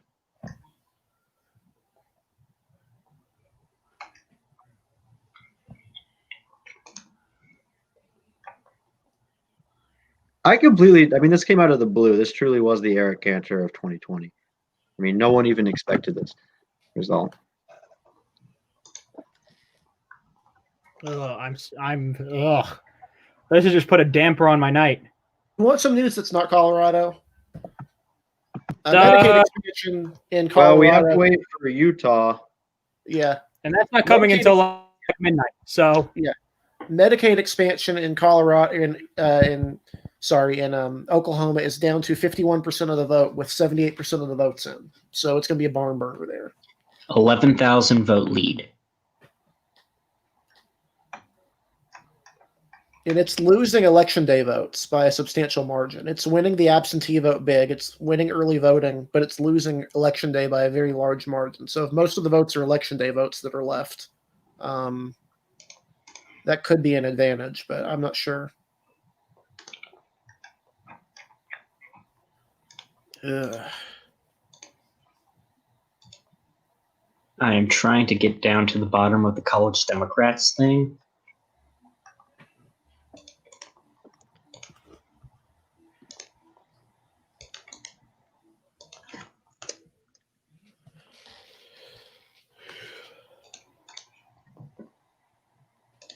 This is bad. This is really bad. yeah, this is not good.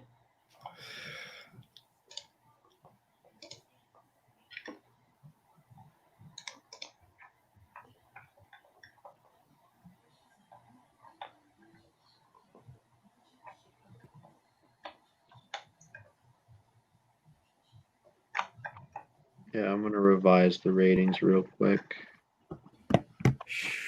I mean, we sure it's even Lean-R. I mean, this is just putting me in a bad mood tonight now. This is the type of candidate Republicans would drop nationally in a heartbeat. Yep. Yeah, but the district's still Republican enough for it not to be a toss-up, unless she does some really crazy stuff during the campaign. I mean, she owns a restaurant where everyone carries a gun. It could happen. I mean, I know, but I just think it's reasonable to start at Lean-R and then Yeah. move it down from there. Good Lord.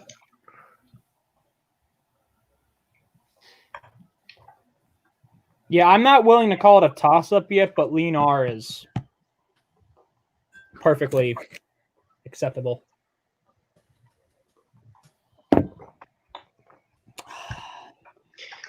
Okay, That quote's yeah, getting that will do that it. quote's getting retweeted by so many moderate Republicans that are like furious. Which one's getting retweeted?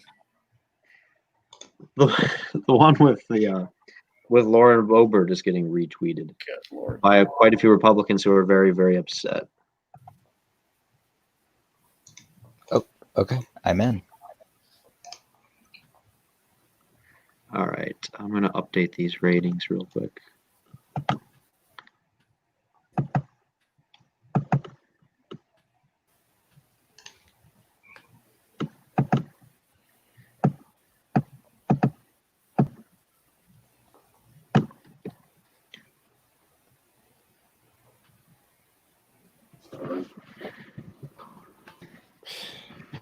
Ooh, yeah. Like, this is just so bad. This is terrible. Am I in? I've never used this site before. Yes, you are. All right. Gosh, even FW politics actually now says it puts the seat into play. So Good Oh, Lord. well, that's when you know it's bad. Tara Yeah. says the next Steve King. Well, she has Yeah. to win to be the next Steve Yeah. King. Tara. No offense to FW politics. That's oh my god. I feel like with the cash on hand that they have, this is that she has. This is a tilt R at this point.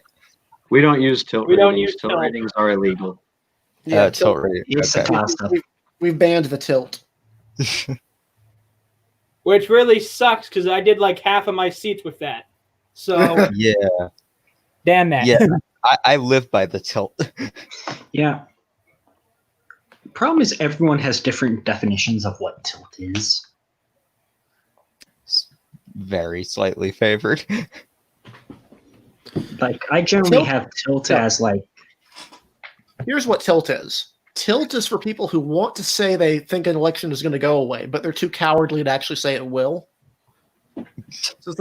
So it's like if you know if you have a race, it's like, surprisingly, I think this person's going to win, but then you can they lose. You can say, well, I only had it at tilt. I generally have tilt as a subset of toss-up where it's like, is this tilt one way where it's a toss-up, but I have a feeling it's going to go this way? Pure toss-ups, like, I have no idea.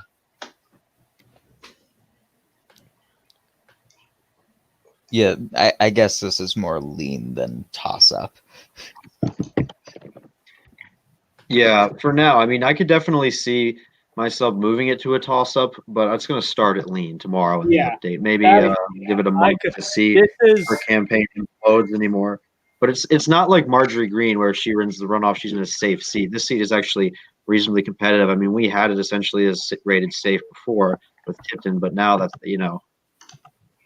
it's going to be difficult to justify any rating higher than lean.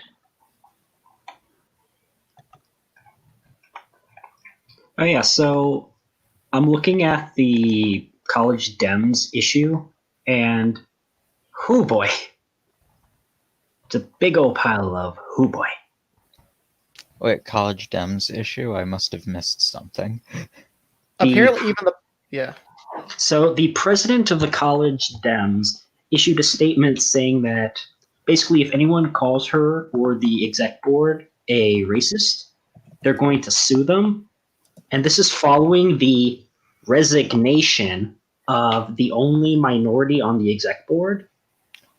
And basically boy. every state is backing the Matt Nolan, who is that person.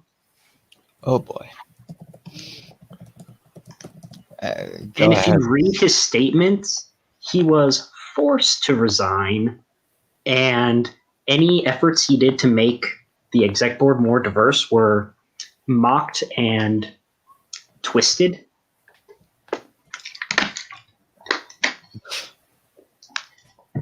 All right. they're having a good one right there. Yeah. Good job, college Dems.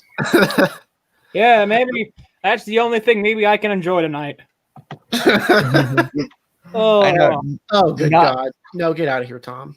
I Bye-bye. mean, not a lot for me to enjoy as a progressive either. What did Tom say?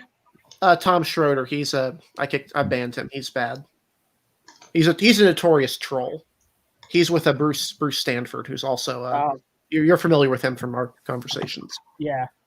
He's a big fan of Boebert, apparently, to no one's surprise.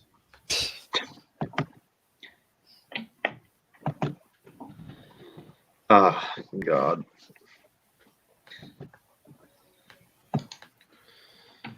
From Well, what I'm Bush seeing, may be able to even have the us.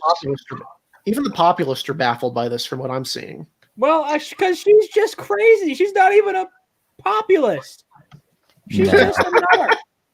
No, Like, yeah, my she's just a God. nut job. How did we do this? How? Like, I don't think anyone God. had. I don't think anyone had Tipton losing to a QAnon person on their bingo card. No, this was No. on no one's radar. So It shouldn't have even been competitive. My God. Okay, I take it back. I have found something to enjoy tonight. Like, this is the worst possible thing I have seen happen this whole primary cycle. The worst possible thing. Yeah, Look, at least a the other QAnon QAnon supporter person's is gonna bad lose. in a safe R seat itself, because that means they might be elected if they win. But a QAnon yeah. person in a seat that can make that seat competitive in a year where the Republicans, my party is not looking so good anyway, and I'm already frustrated with them in the first place. That's much worse. That's bad. This is bad. Like, oh, it's bad. This is just a bad thing. Oh. This is just a bad thing. This is real. I mean, yeah, Terrace in the chat. Terrace, the next Steve King. It may. I don't know if he's the next. If she's the next Steve King, as much as if she's even in the caucus if she wins. I cannot imagine Kevin McCarthy would look at that and be like, "Yeah, you can join our caucus." no, Kevin McCarthy right now is upset. Yeah. Imagine if Scott she's Pittman is swing probably vote. Scott Pittman's probably calling the leadership right now. Like, The what House happened? show they gave 24 seats instead of 25 or whatever. Oh, and listen to this from NYT and Nick Corasanti. Lauren Boebert, currently leading Colorado Free and the likely winner, temporarily lost her restaurant's food service license recently when she reopened it in defiance of a public health order. Great. Perfect. Great. Beautiful. Great. So she's got the Rona, basically. No, that's a communist plot. That is what the Corona- liberals want you to believe. Oh God. If you wear a mask, you don't love America. It's cowardly to wear a mask. Yeah. Another thing. Wear a mask, people. Wear a mask. It is the least hard thing you could do right now. Wear a freaking mask. It cost me like $15 to buy a cloth one on Amazon. If your great grandparents That's could less storm the expensive beaches of Normandy, you can hospital wear a bills. mask.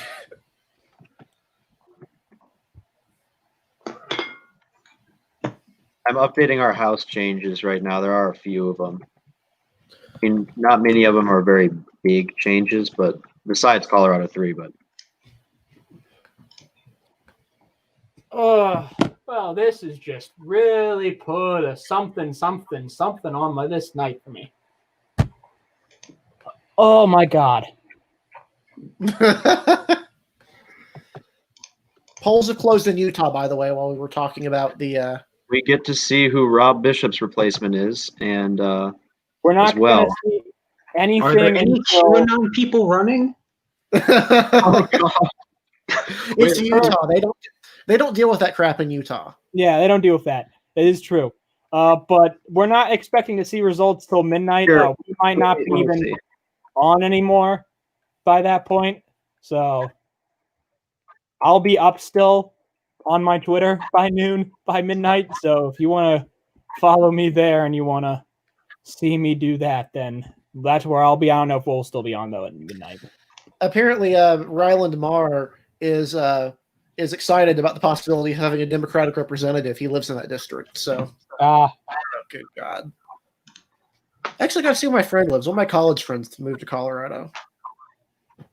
Moved up to one of the mountain ski areas. Oh, apparently Facebook changed how they look, and it looks terrible, so that's wonderful. What is with websites changing their desktop version to look like a mobile site? It's because it's hard to run two parallel things.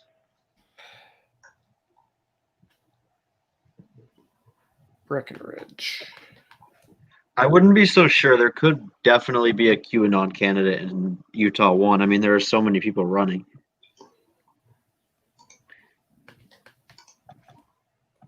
I mean, when everyone's a generic R, you gotta do something to break from the pack. Oh no, she's not in that district, thank God. Ugh. Oh, because apparently Boebert spent the little money she had on TV and radio, while Tipton did none of that. He just didn't do any of it. He Which saw means- his primary challenger go up on TV and radio and said, "You know what? This probably isn't a bad thing. I'm just going to let this go." But nope. Yeah. That's I mean, going to be a lot of big problem, buddy. Which means he either if she was the did no QAnon, polling, so that either means he did no polling, or the polling that he did do was Cantor 2014-esque. mm-hmm. Well, never hire McLaughlin. I mean, No. I mean, the thing is, if she wasn't a QAnon truther, if she wasn't nuts, she wouldn't be a horrible candidate. She's young. She's not on track. I mean, like, there's reasons you would like her as a candidate. Like, she's not a horrible face for the party. But Young, she's attractive, nuts. small business owner. Probably, if she wasn't QAnon, would be, was it Stefanek's PAC would be supporting her? An EPAC endorsement. Yeah. But she's nuts. Yeah, guys, it looks like the Utah 1 field is pretty clear of QAnon. Tipton didn't even run any ads, apparently. That's wonderful. Medicaid Well, expansion. I mean, What good is money if you're not... If you were Tipton, I don't think you would have expected to lose. Here's from guy. He spent $5,500 on a pollster we never heard of. He's in. What on earth? What on earth?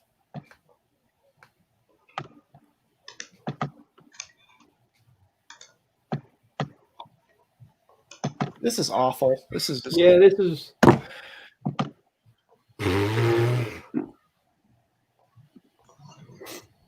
And we're still keeping track of other elections. We're not only talking about Colorado 3rd, but It is down to fifth. It is down to about an 7,000 vote difference in the Medicaid expansion in Oklahoma. yeah, If you it's run 50.7%, 85% of the vote in. It's got 50.7% compared to 49.3% for no. So it's very tight. If you run a conspiracy theorist, you deserve to lose. If you run an anti-vaxxer, you deserve to lose. These are just things everyone should know. Like, it's insane.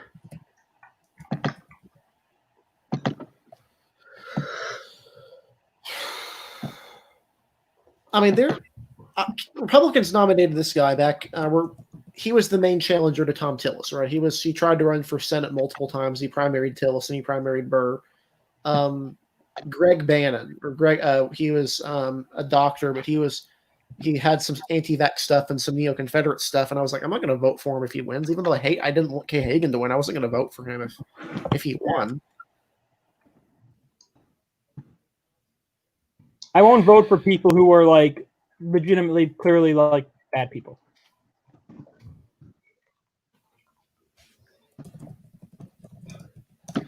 Great. So now we have. Let me see. Now we have 6 ratings changes. This Mesa margin is what doomed him. If this Mesa margin was like the Pueblo margin, he'd be winning right now. Or I'd say he could win, but oh my God. Romanoff just looks like he won a county. Did he? Oh, good for him. Which one? Saguache County? Oh, I see it. It's right out. Yeah. Yeah, unless the last two precincts, but this is a small county, so that won't flip. So yeah. Where is it in terms of Colorado? It's like right outside of Pueblo. Okay. Interesting, because he did pretty well in Pueblo. He had a good margin there.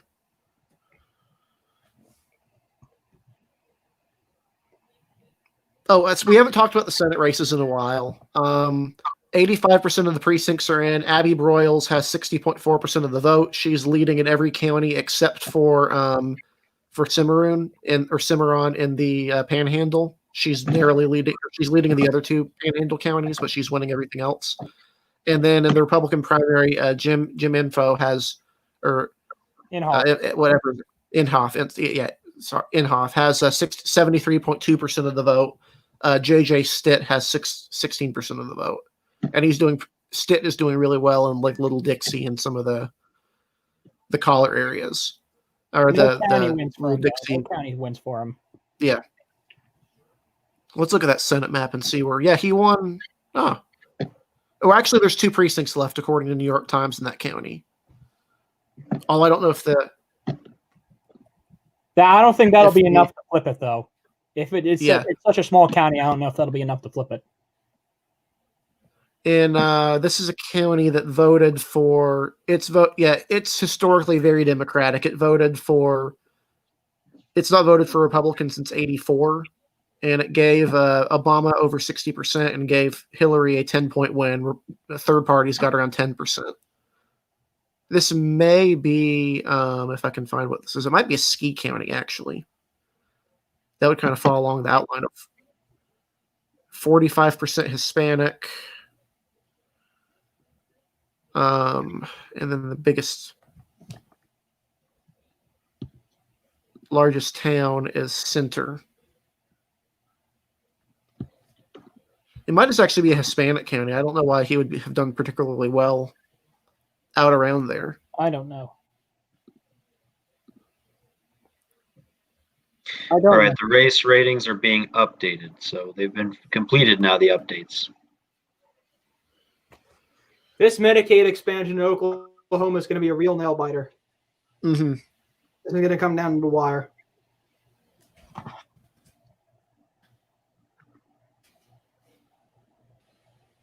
Well, I guess for every Madison Cawthorn we get a QAnon truther.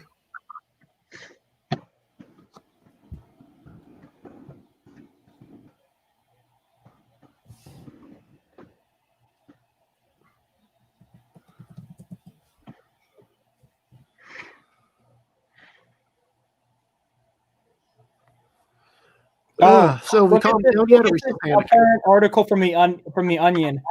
Poll finds 100% of Americans blame shutdown entirely on Colorado Representative Scott Tipton.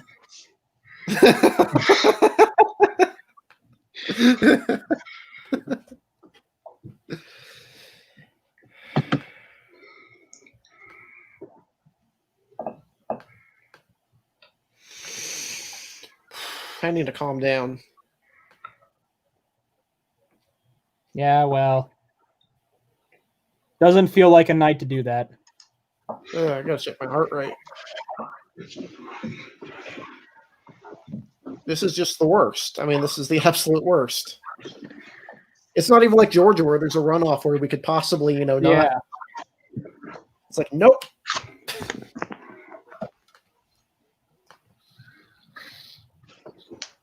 And it's not like Georgia 14 where it's a safe seat.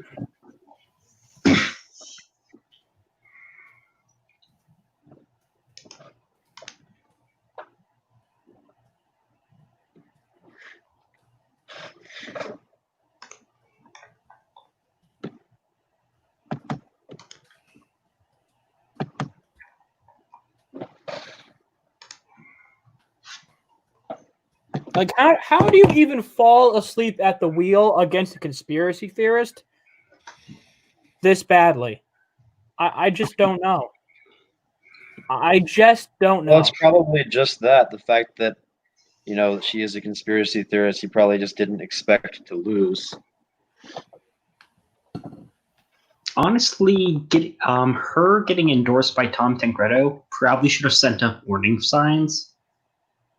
Yeah, no, Andrew's right. Yeah, that probably should have.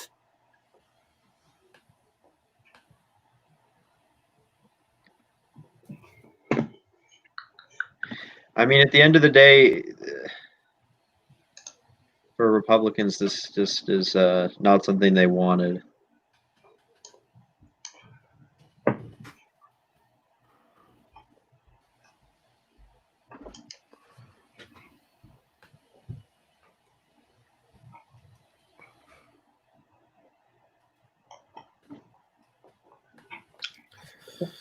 Why is Spiro Agnew trending in Maryland? Maybe if we're on the topic of weird, bizarre nominees that shouldn't have won primary, maybe that's what they're talking about. Because the Democrat who ran against him was a literal segregationist, which is why Spiro Agnew from Baltimore, city of Baltimore.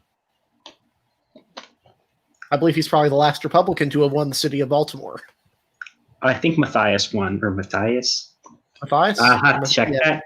Oh, interesting. He was popular with black voters? He was popular with everyone. I know he was extraordinarily liberal.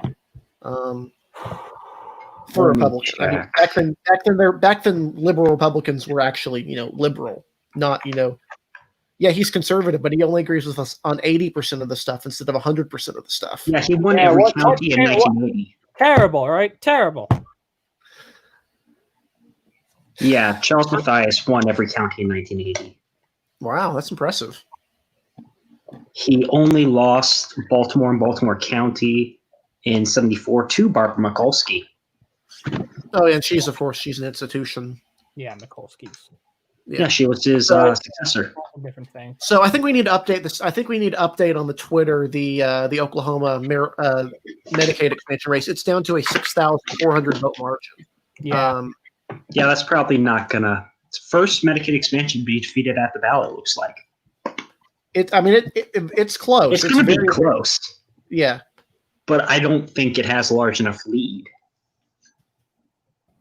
We'll see. I would just tweet it out. I agree. Tweet it out.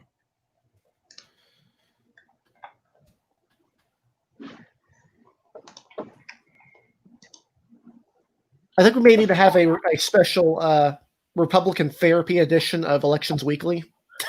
Yeah. Just the airing of grievances. I'll be back.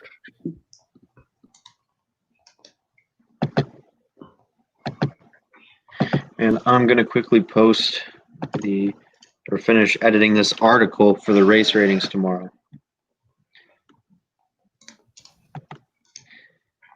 But yeah, this is definitely one of the most drastic race ratings change we're going to have to make.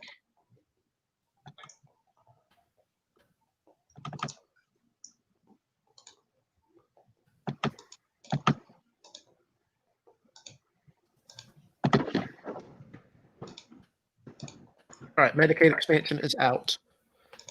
Okay, good.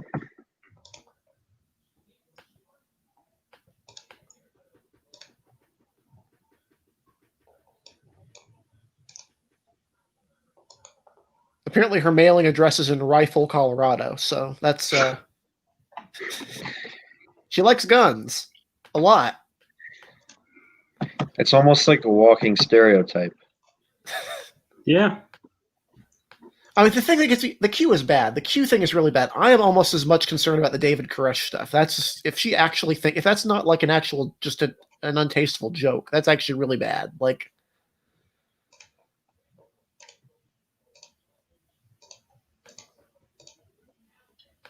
as you know, there are people in that part of the country who are really, really into conspiracy theories and stuff. Not saying what the government did there was good. There was a lot of problems with that area, but that's just generally become a general among certain far right anti-government types. That's a sort of a rallying cry. And yeah, I looked it up. Spiro Agnew is the last Maryland Republican governor to win the city of Baltimore. Sarbine's seat, Republicans have not won Baltimore in the 1900s. So that's interesting. And I would say that Agnew is not the highest ranking Marylander, James. That would belong to Roger B. Taney, who was Chief Justice of the Supreme Court. No, yeah. Oh, from Dred Scott decision. Yeah, I knew I recognized that. Yeah, that's not a good thing either. That's pretty bad, actually, if your top two guys are Spiro Agnew and the guy who decided Dred Scott. So, yeah. Taney's from my neck of the woods. They're trying to figure out what to do with a 300-pound statue of him.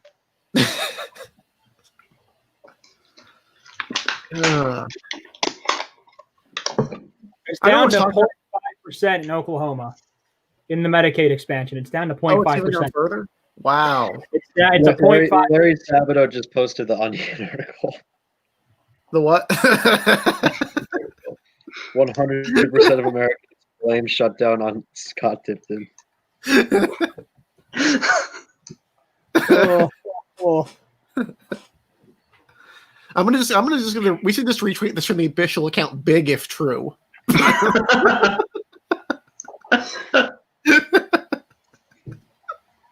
Let me see if the Bobert Twitter account has said anything. Over under on how long it takes her to take the oath. She hasn't tweeted anything yet. Her last tweet was 3 hours ago. Every person wanting to defund the police should be required to be a police officer for a day. In which precinct? And then the tweet before that says, America didn't just happen. We're not going to let it fall to the socialists. Notorious socialist Scott Tipton, of course. Yeah. And you can argue that, like, the revolution was a bunch of, like, drunk Bostoners going ACAB. Yeah. I mean, it was a liberal revolution. It was a conservative liberal revolution. Like, I mean, if you're looking at, like, there's a picture that she posted on her Twitter account of a ton of people with Bobert signs just out rallying in front of polling places. So I guess now that doesn't make it quite as surprising. And I know crowd size guard signs don't mean very much, but I mean, I know people are going to get upset because none of her supporters are wearing masks. But. So early on, like about a month or two ago, I wrote an article about campaigning versus during Corona. And if she and her team is basically flouting all those rules, that can lead to a very substantial ground game advantage. Like if you're the only candidate that's actually knocking on doors. Yeah. I mean, this isn't good. That cash on hand is pretty terrible, too. And the NRCC, as much as they want to hold this district, it doesn't look good to have them donating to a QAnon endorsee. I mean, at least Bob Good spent his money. I mean,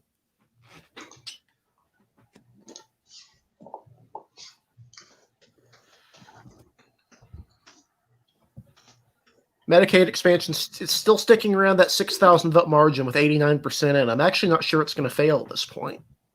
Yeah. I'm going to look at what the precincts are out from because there may be a lot from, I don't know how many are out from Oklahoma County. And now it's back down to 0.5% again. So Oklahoma has a lot. They have a lot of the vote left. That actually, that's the big thing. I wouldn't say it's done because that Oklahoma County is pretty strongly in favor of this, but we don't know where those precincts are from, and we don't know what's left in the state. And it's kind of balanced out anyway. I thought Oklahoma was going to kind of keep it static, but it's not. And there's a few precincts left in some of the southern areas too. And those been pretty. Stevens and Carter both still have precincts out, and Comanche. So those are both probably anti. Quick little update. I know it's not a race most people are following, but it's in Oklahoma's 56th state house district, which is being vacated by David Perryman, and it's one of those heavily Trump districts represented by a Democrat. But the primary there, the leader is currently leading by 8 votes. Just to say how close it is, it's very, very close. Oh, Bice is doing terribly in the 5th.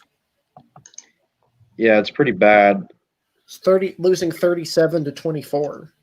Yeah, I mean, she's going to hold on to it, and get into the runoff. But definitely, I would say Nice probably honestly has a narrow advantage in the runoff. Which is Does anyone think that Hill could probably catch her?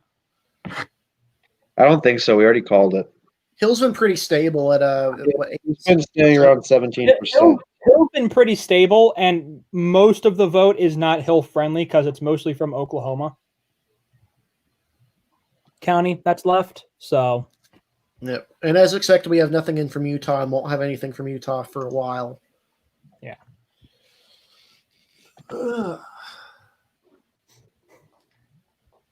Colorado is staying surprisingly stable right now, too. It's basically stayed at 60-40 for like the past hour, I feel like. So.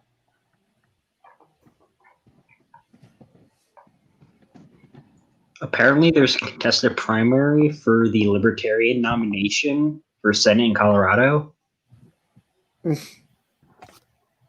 No.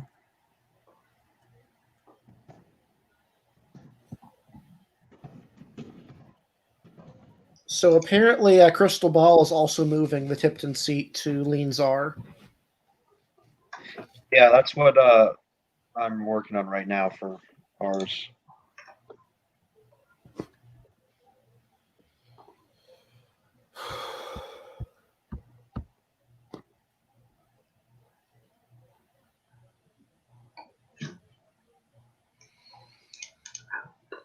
Yeah, I like this tweet from Niles, which is the GOP is trailing on the generic ballot by 9 points. So the Republican primary voters in Colorado 3 decided to make things worse for the NRCC.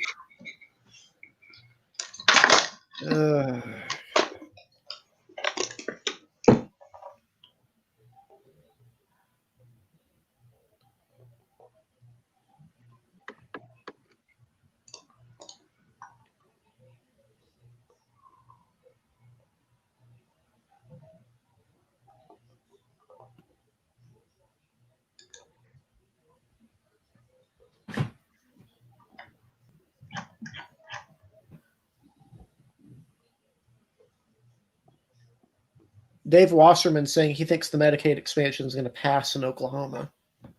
Yep, I just saw that as well. I'm inclined to agree, but we don't know. But it's just been consistently going down is the problem in vote share. But a lot of those ballots are from Oklahoma County. As of right now, Dave Weigel has said 201 of 214 outstanding precincts are in counties where the measure is winning. Yeah. A lot out is up to 6% difference again. Yeah, a lot out is in Oklahoma City and in Tulsa. Most of the precincts are from those cities. It could add around, if they broke as the other ones had, it could add around 50,000 votes to the yes lead. That's according to Dave Weigel 24 minutes ago, which obviously that hasn't happened yet. So obviously that's, so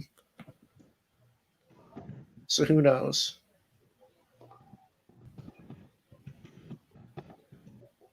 This is, this has just been, yucky. Yeah, are we staying awake until 12? I don't know. I'll be awake personally until 12. I don't know if We're will be going on until 12.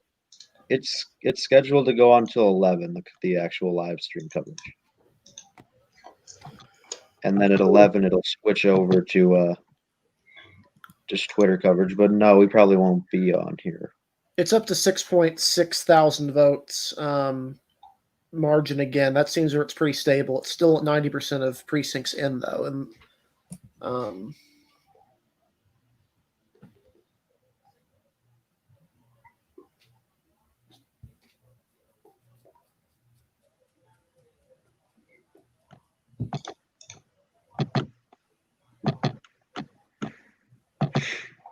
It's amusing that Republicans finally got rid of Steve King only to get Marjorie Greene and Boebert. And yeah. it's like that scene from The Incredibles, like the maid. I just cleaned up this mess. And can't keep it clean for 5 minutes. At least Green might not survive somehow. So there's I gotta post. Oh my! There's Andrew, that's incredible. There. That is incredible, and I'm showing this right now. That is incredible. I have permission to share that meme. Yeah.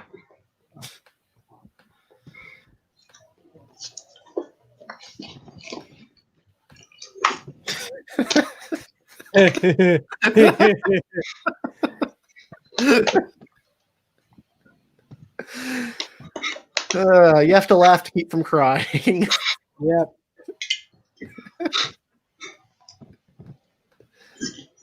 That is incredible.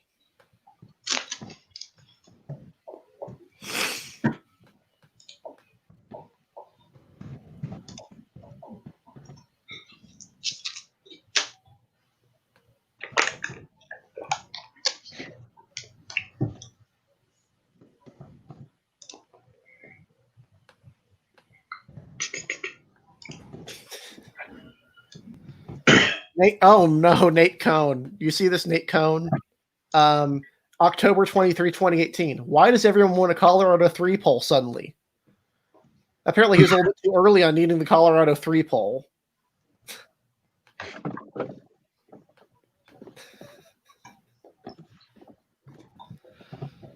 Yeah, okay, and we're back down to 0.5% in the Oklahoma thing again.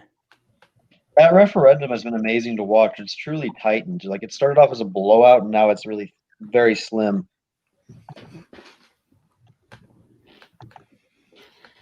So Tom's harassing you on Twitter now, Joe? Yeah, he's locked his I account though. So Yeah, I can't even.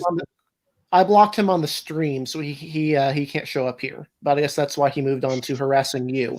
For perspective, anyone who doesn't know, and I'm gonna just be rude to him since he decided to be rude to us. He's basically a socialist who thinks he's a Republican for some reason. I'm not even making this up. I could pin multiple Republicans. He gets triggered by simple things like socialism is bad. That triggers him. Like he's basically like if you took the Farmer Labor Party and the Independent, like he's that type of Republican, like the back in the day. It's very strange, and he likes to harass anyone who is to his right, which is 99% of Republicans.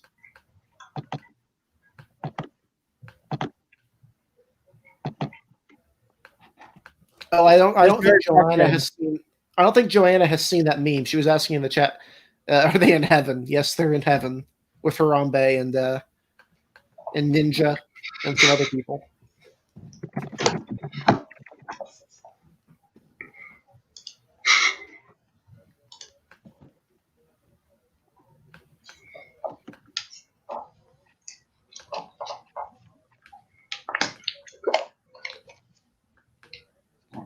I keep thinking of the meme where like the dog dies and he's walking with the Grim Reaper. And he asks, "Was I a good dog?" Is the Grim Reaper will be like, no, you lost to a QAnon person."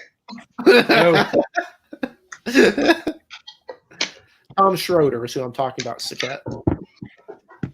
You may or may not know him. I've had the misfortune of being in several group chats with him. Oh, fun. Yep. Past tense, not in present tense, because he's blocked.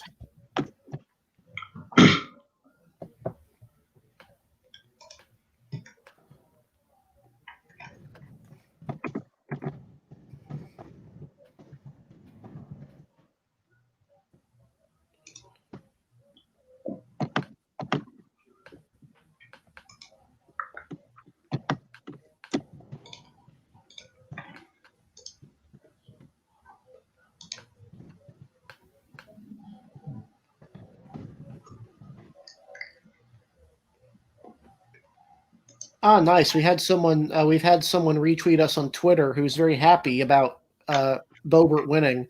Oh, And she says she's here to deliver the good news and red pills for all humanity, exposing the New World Order. So, God, Interesting. that's the base for us. That would be Bobert's base. We need more pro-human candidates in Colorado. That's another one as I'm on the account right now. Medicaid expansion still around that 6,000. Actually, it's up to 6,000 vote margin. I'm just gonna tweet that out. And it's what, 91% in?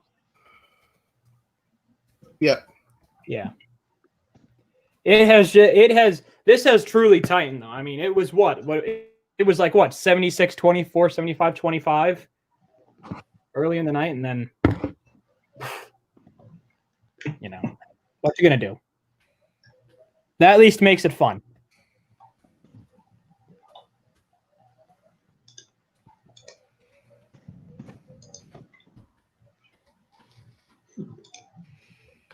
Has Toss Up Bot said anything?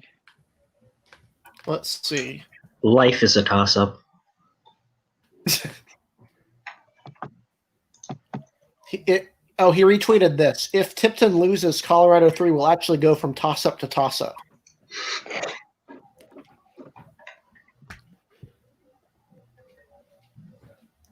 He also went after Jackson, saying that obviously moving it from likely to leans is just say it Jackson, and he also said that leans D is a false rating, which is almost as bad as tilts. So The only true rating is toss up. oh, it's the key. Sorry, I didn't. Here's what Scott Tipton's two biggest expenses were: fundraising consulting and PAC fundraising consulting.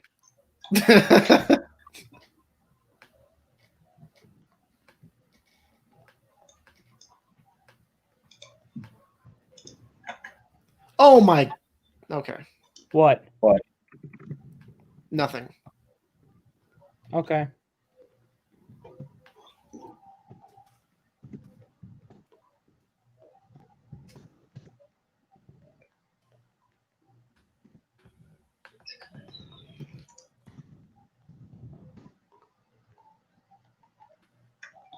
Oh, I saw it.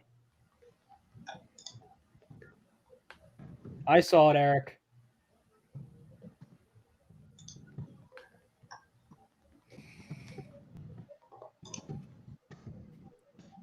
Yeah. What the hell?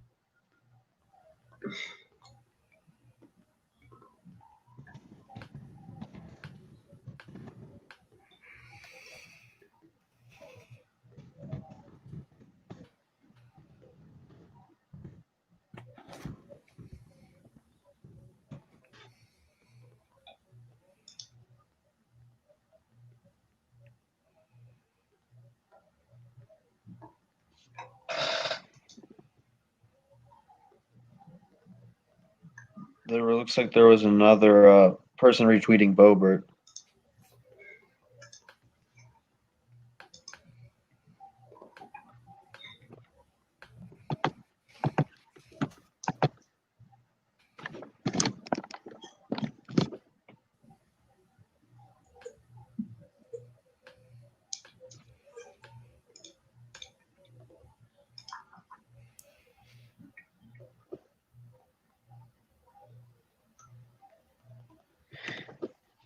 So, do you guys have any predictions so far on Utah tonight? I'm gonna have Cox in the governor's race. I think so as well. I think Witt will win. For primary. Yes, and I think Witt will win the Utah 1 primary. She finished first in the convention. Oh, I forgot that was and has been endorsed by the Susan B. Anthony PAC. Oh, imagine 2 women candidates in Utah. That'd be nice. Mm-hmm.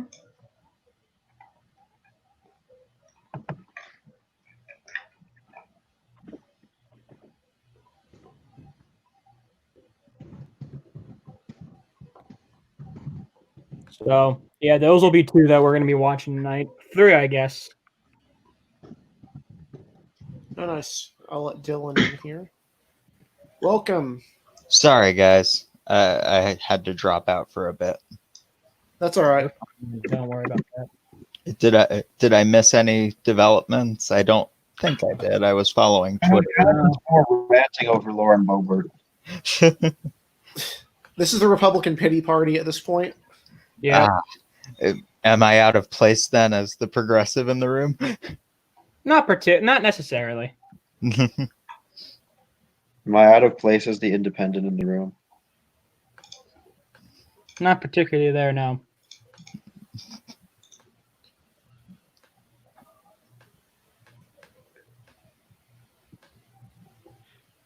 Makes me wonder if there will be any more upset losses.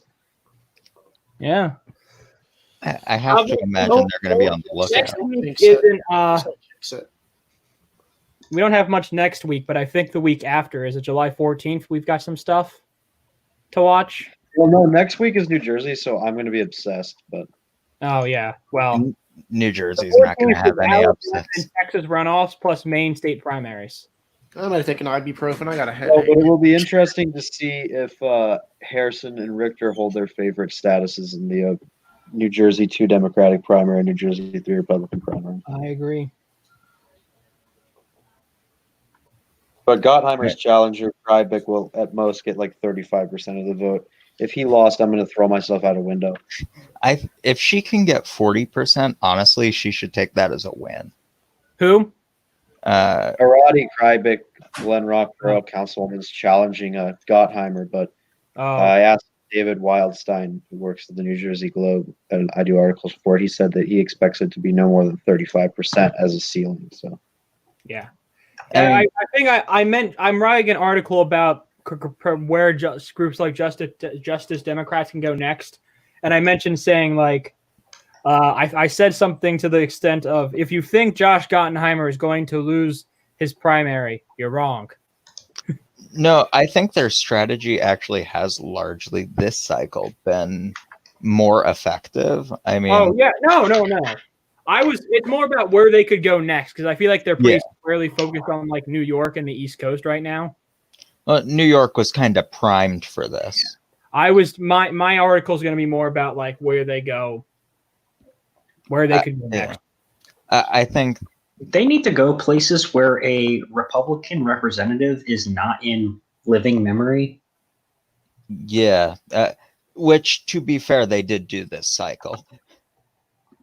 Yeah. 2018 was kind of a disaster running in all those solid R districts. Yeah. I mean, I went on Wikipedia. They have supported, or at least officially supported, a lot less candidates. Yeah. So I think next cycle they really should probably even lessen the amount of candidates they support. Maybe go down to like 4 or 5 and just funnel all of your money to them. And they've still gotta hold on to Tlaib and Omar possibly, but that's for another stream. That's for another stream. And there's also on top of that the Watkins-LaTurner primary, which will be interesting as well. The who? Yeah. Watkins and Steve LaTurner. Watkins is being challenged by Jake LaTurner, and the state GOP told him to hop out of the race and primary Watkins. When I say state GOP, I just mean Jeff Collier, and he kind of got rejected. So Terry Bustos is already on top of this, and she's calling on the House Republican leadership to disavow the Boebert in Colorado 3rd. That is the right move. Yeah, all right. McCarthy's just going to end up doing what he did to Steve King anyway. I mean, I'm a little surprised National Democrats are making the right strategic call immediately, but hey, guess it's a good day for them.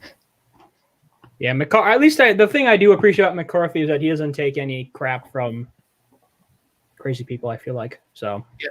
Terry Bustos is already calling on Republican leadership to disavow. Yep. Yep. So will they abandon her like the DCCC abandoned Kara Eastman last cycle? And this cycle, apparently. And this cycle, apparently. Yeah. Oh, have they actually abandoned her this cycle again? Yeah, there's a bunch of Democrats, including like previous Democratic representatives who have come out and support the Republican. Good. All right, good job, guys. Abandon your Democrat. Didn't the Democratic nominee from 2018 who won the district come out and support Bacon? Yeah. Oh. I mean, to be fair, Bob Christ was a former Republican. Yes. Who only ran because he hated Ricketts. No, basically. I'm not surprised that former Republicans are endorsing Bacon over Eastman. That is the right play ideologically. In Kansas, you have moderate Republicans who just endorse Democrats randomly, and it's like, oh, wait a second, you look at how they voted in the House. They basically vote like Democrats. Like, yeah. And like with Bacon, he's a down the line Republican who is moderate on the right issues for the district, specifically military matters. He just pumps a ton of money and attention into the Air Force installations in the district.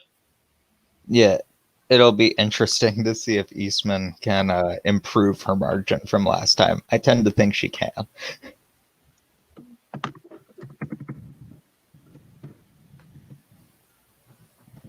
And we're still having a close race in Oklahoma for the Medicaid expansion. It's 6.5 thousand votes with 93% of the precincts in. I think I saw that Wasserman expects it to pass narrowly. Yeah, he expects it, but I don't think he's seen enough yet. No, he hasn't seen enough.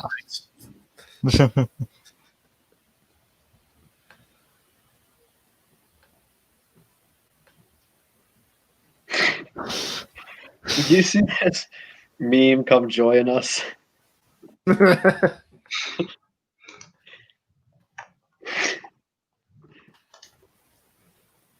Which one? The Niles' meme or? The one that Andrew Payne posted. Yeah, yeah. Apparently Niles was the one who made it. Yeah, it's hilarious. It's one of the funniest things I've seen all night. It's pretty good. So from what I can see, we're in Oklahoma on the Medicaid thing. We're basically waiting on a precinct from Carter County, 8 from Comanche, and then the rest from Oklahoma. Thing is, they're staying so tight. Like it's been around 6,000 votes, and there's one from Canadian County too. Yeah, they've been they've been stuck at like that 1 percentage point 6,000 vote margin for like the past 5 percentage points of precinct voting.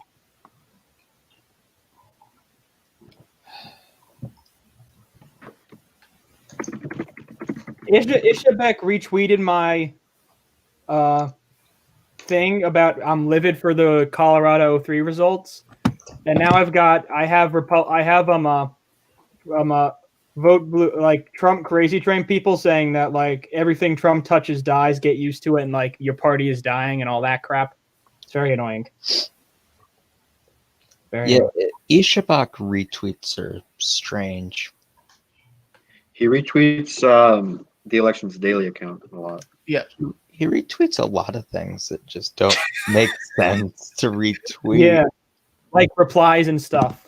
Yeah, he'll retweet replies that he disagrees with. Yeah, confusing. Not sure if you can see the chat, Dylan, but I actually, someone who was watching the stream actually said he knew you from college. Oh. There's like a chat on the side. Yeah. I can't see the chat. Oh, I should hit the live comments button. Yeah.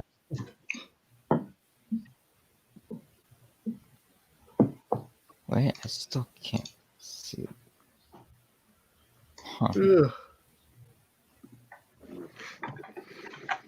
So we're getting to the final 15 minutes of the stream, so.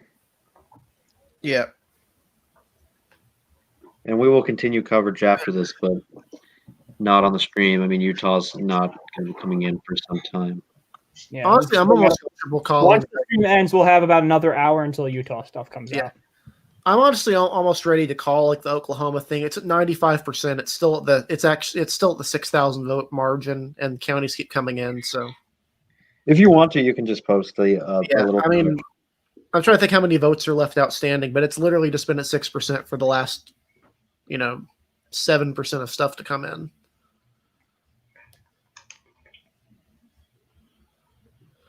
I'm trying to see. I think it was a lot of Oklahoma City.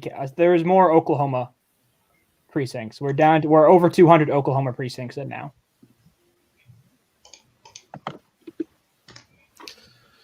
So, question: do you think EPAC is going to endorse Low and Boebert? Probably not. EPAC? Sorry. Who's EPAC?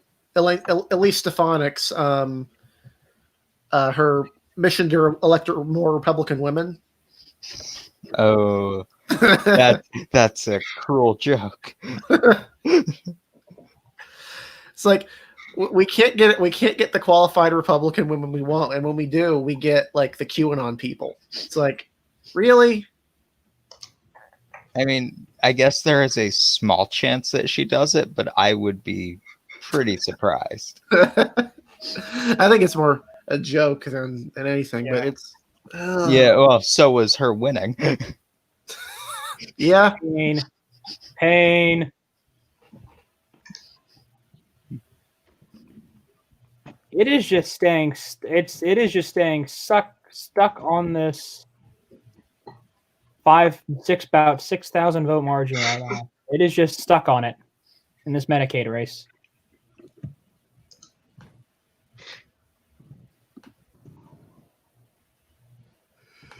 Ugh.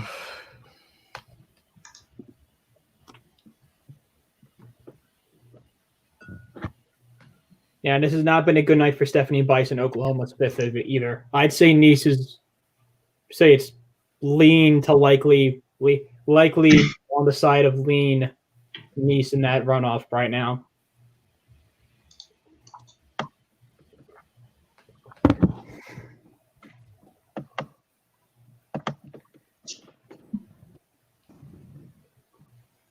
Oh, there it is from Colorado, from Toss Up Bot.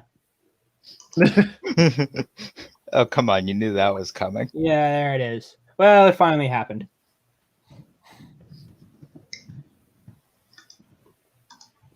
Embrace the inner toss-up. It's the first step to self-actualization. I don't know why, but that account never stops making me smile a little bit. Yeah, I agree. It's like the Jeb memes. Like I'm never gonna get tired of seeing Jeb, just towering over the results. Yeah, I'm not No. going to get tired of that. You're right. Exactly. No. Never going Please to clap. We They're love the kicking me Jeb. out the door. We love our Jeb. Jeb, yeah. It'll only be better if Jeb tries to run in 2024. I'm in for it. I love Jeb. The Love- meme like my article resurgence, I wrote. the resurgence of the memes will be worth it all in itself. Yes. I am an unironic Jeb stan. I will absolutely endorse Jeb. If Jeb runs against Nikki No, Haley, no, Lauren Boebert's probably run for president. Oh God. and the party would nominate her. Honestly, should I check her? I can't actually check Parlor because you have to have an account to see Parlor. I wonder what she's tweeting on Parlor because that's probably even worse than what she's putting on Twitter. Who wants to get a parlor she account addressed as the Twitter yet? sacrificial lamb? She Not still it. hasn't addressed. She hasn't posted anything on Twitter yet.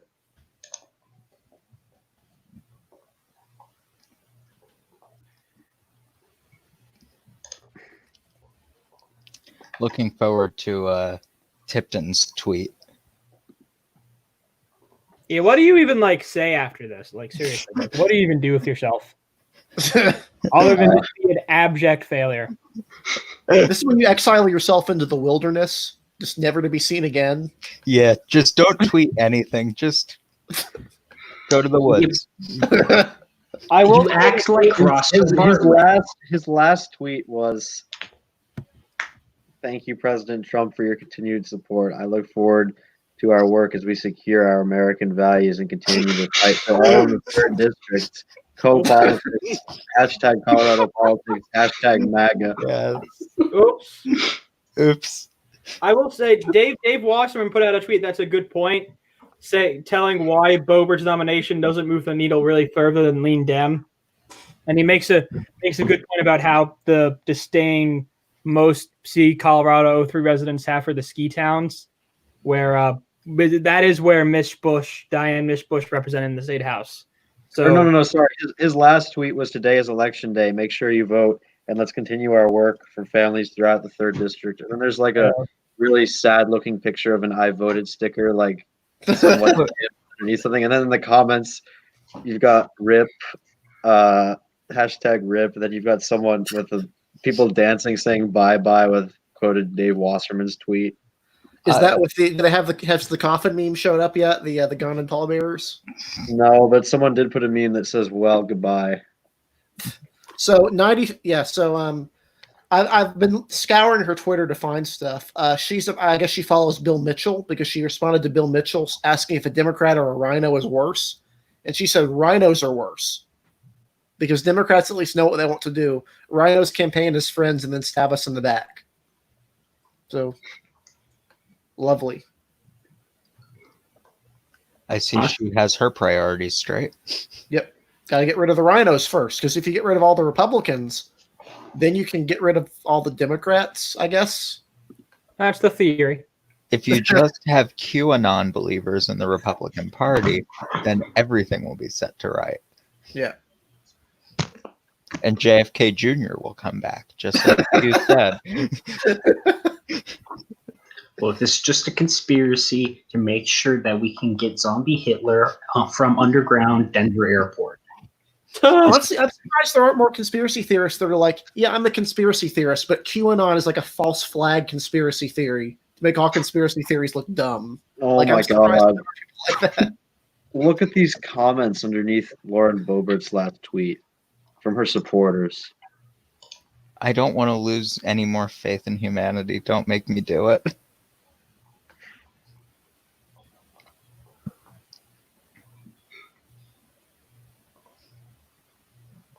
Which one is it? The vote for freedom thing, or I'm looking at some of these. Someone commented, "Go Lauren."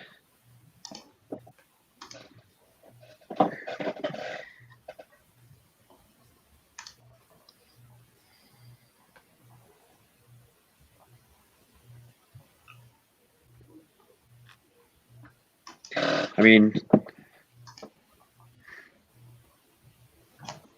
also, she's just a revolutionary thinker. She said she put out a legendary tweet that I think people will be studying for generations. I have to break it down in simple terms so the Democrats can understand me. Big government equals bad. Small government equals good. Why do I have a feeling that that will be like a social studies thing where they're comparing political cartoons and whatnot? Like, what do they mean by this? Where's the imagery? Open-ended question. Describe this. Somehow, I bet her small government also involves being really intrusive. Oh my god. I can only imagine the AP US History DBQs on her tweets. yeah, I mean, it's definitely nuts. I'm looking forward to the essay question. Which incumbent blew it more, Scott Tipton, Joe Crowley, or Eric Cantor? Tipton. Yeah. Apparently, she was very mad when an illegitimate candidate. Yeah. Apparently, she was very mad when Nickelodeon posted the SpongeBob tweet. It's a sponge of. I don't know why people getting offended at that annoys me so much.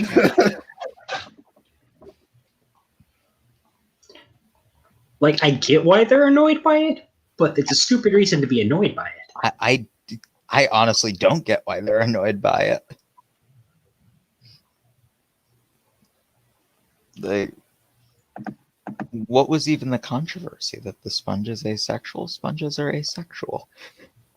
I think it was something like forcing the LBGT agenda on unexpecting children or shoehorning unnecessary things that aren't addressed in the show or whatever.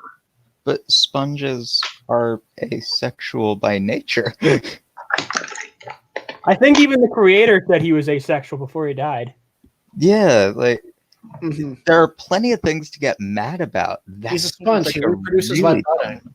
It's literally an episode he reproduces by budding. That's the one where they're competing. What they're like, land creatures versus sea creatures. Yeah, I mean, doesn't get more asexual than that. Oh, you're talking to a pretty big, SpongeBob fan right here.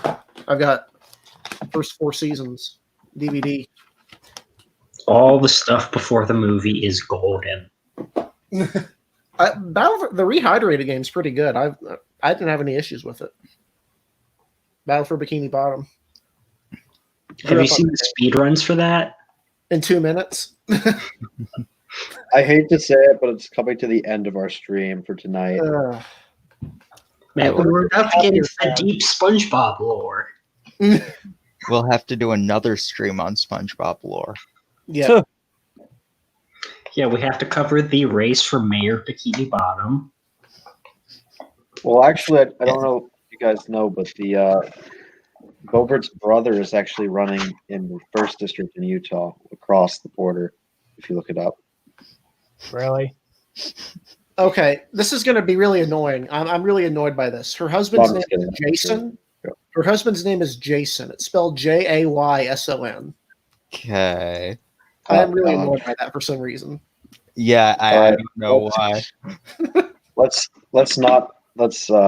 All right. I think that concludes tonight's stream. Yeah, are we done? Yes. Okay. Oh, it's down to a 0.4% margin now in the Medicaid extension.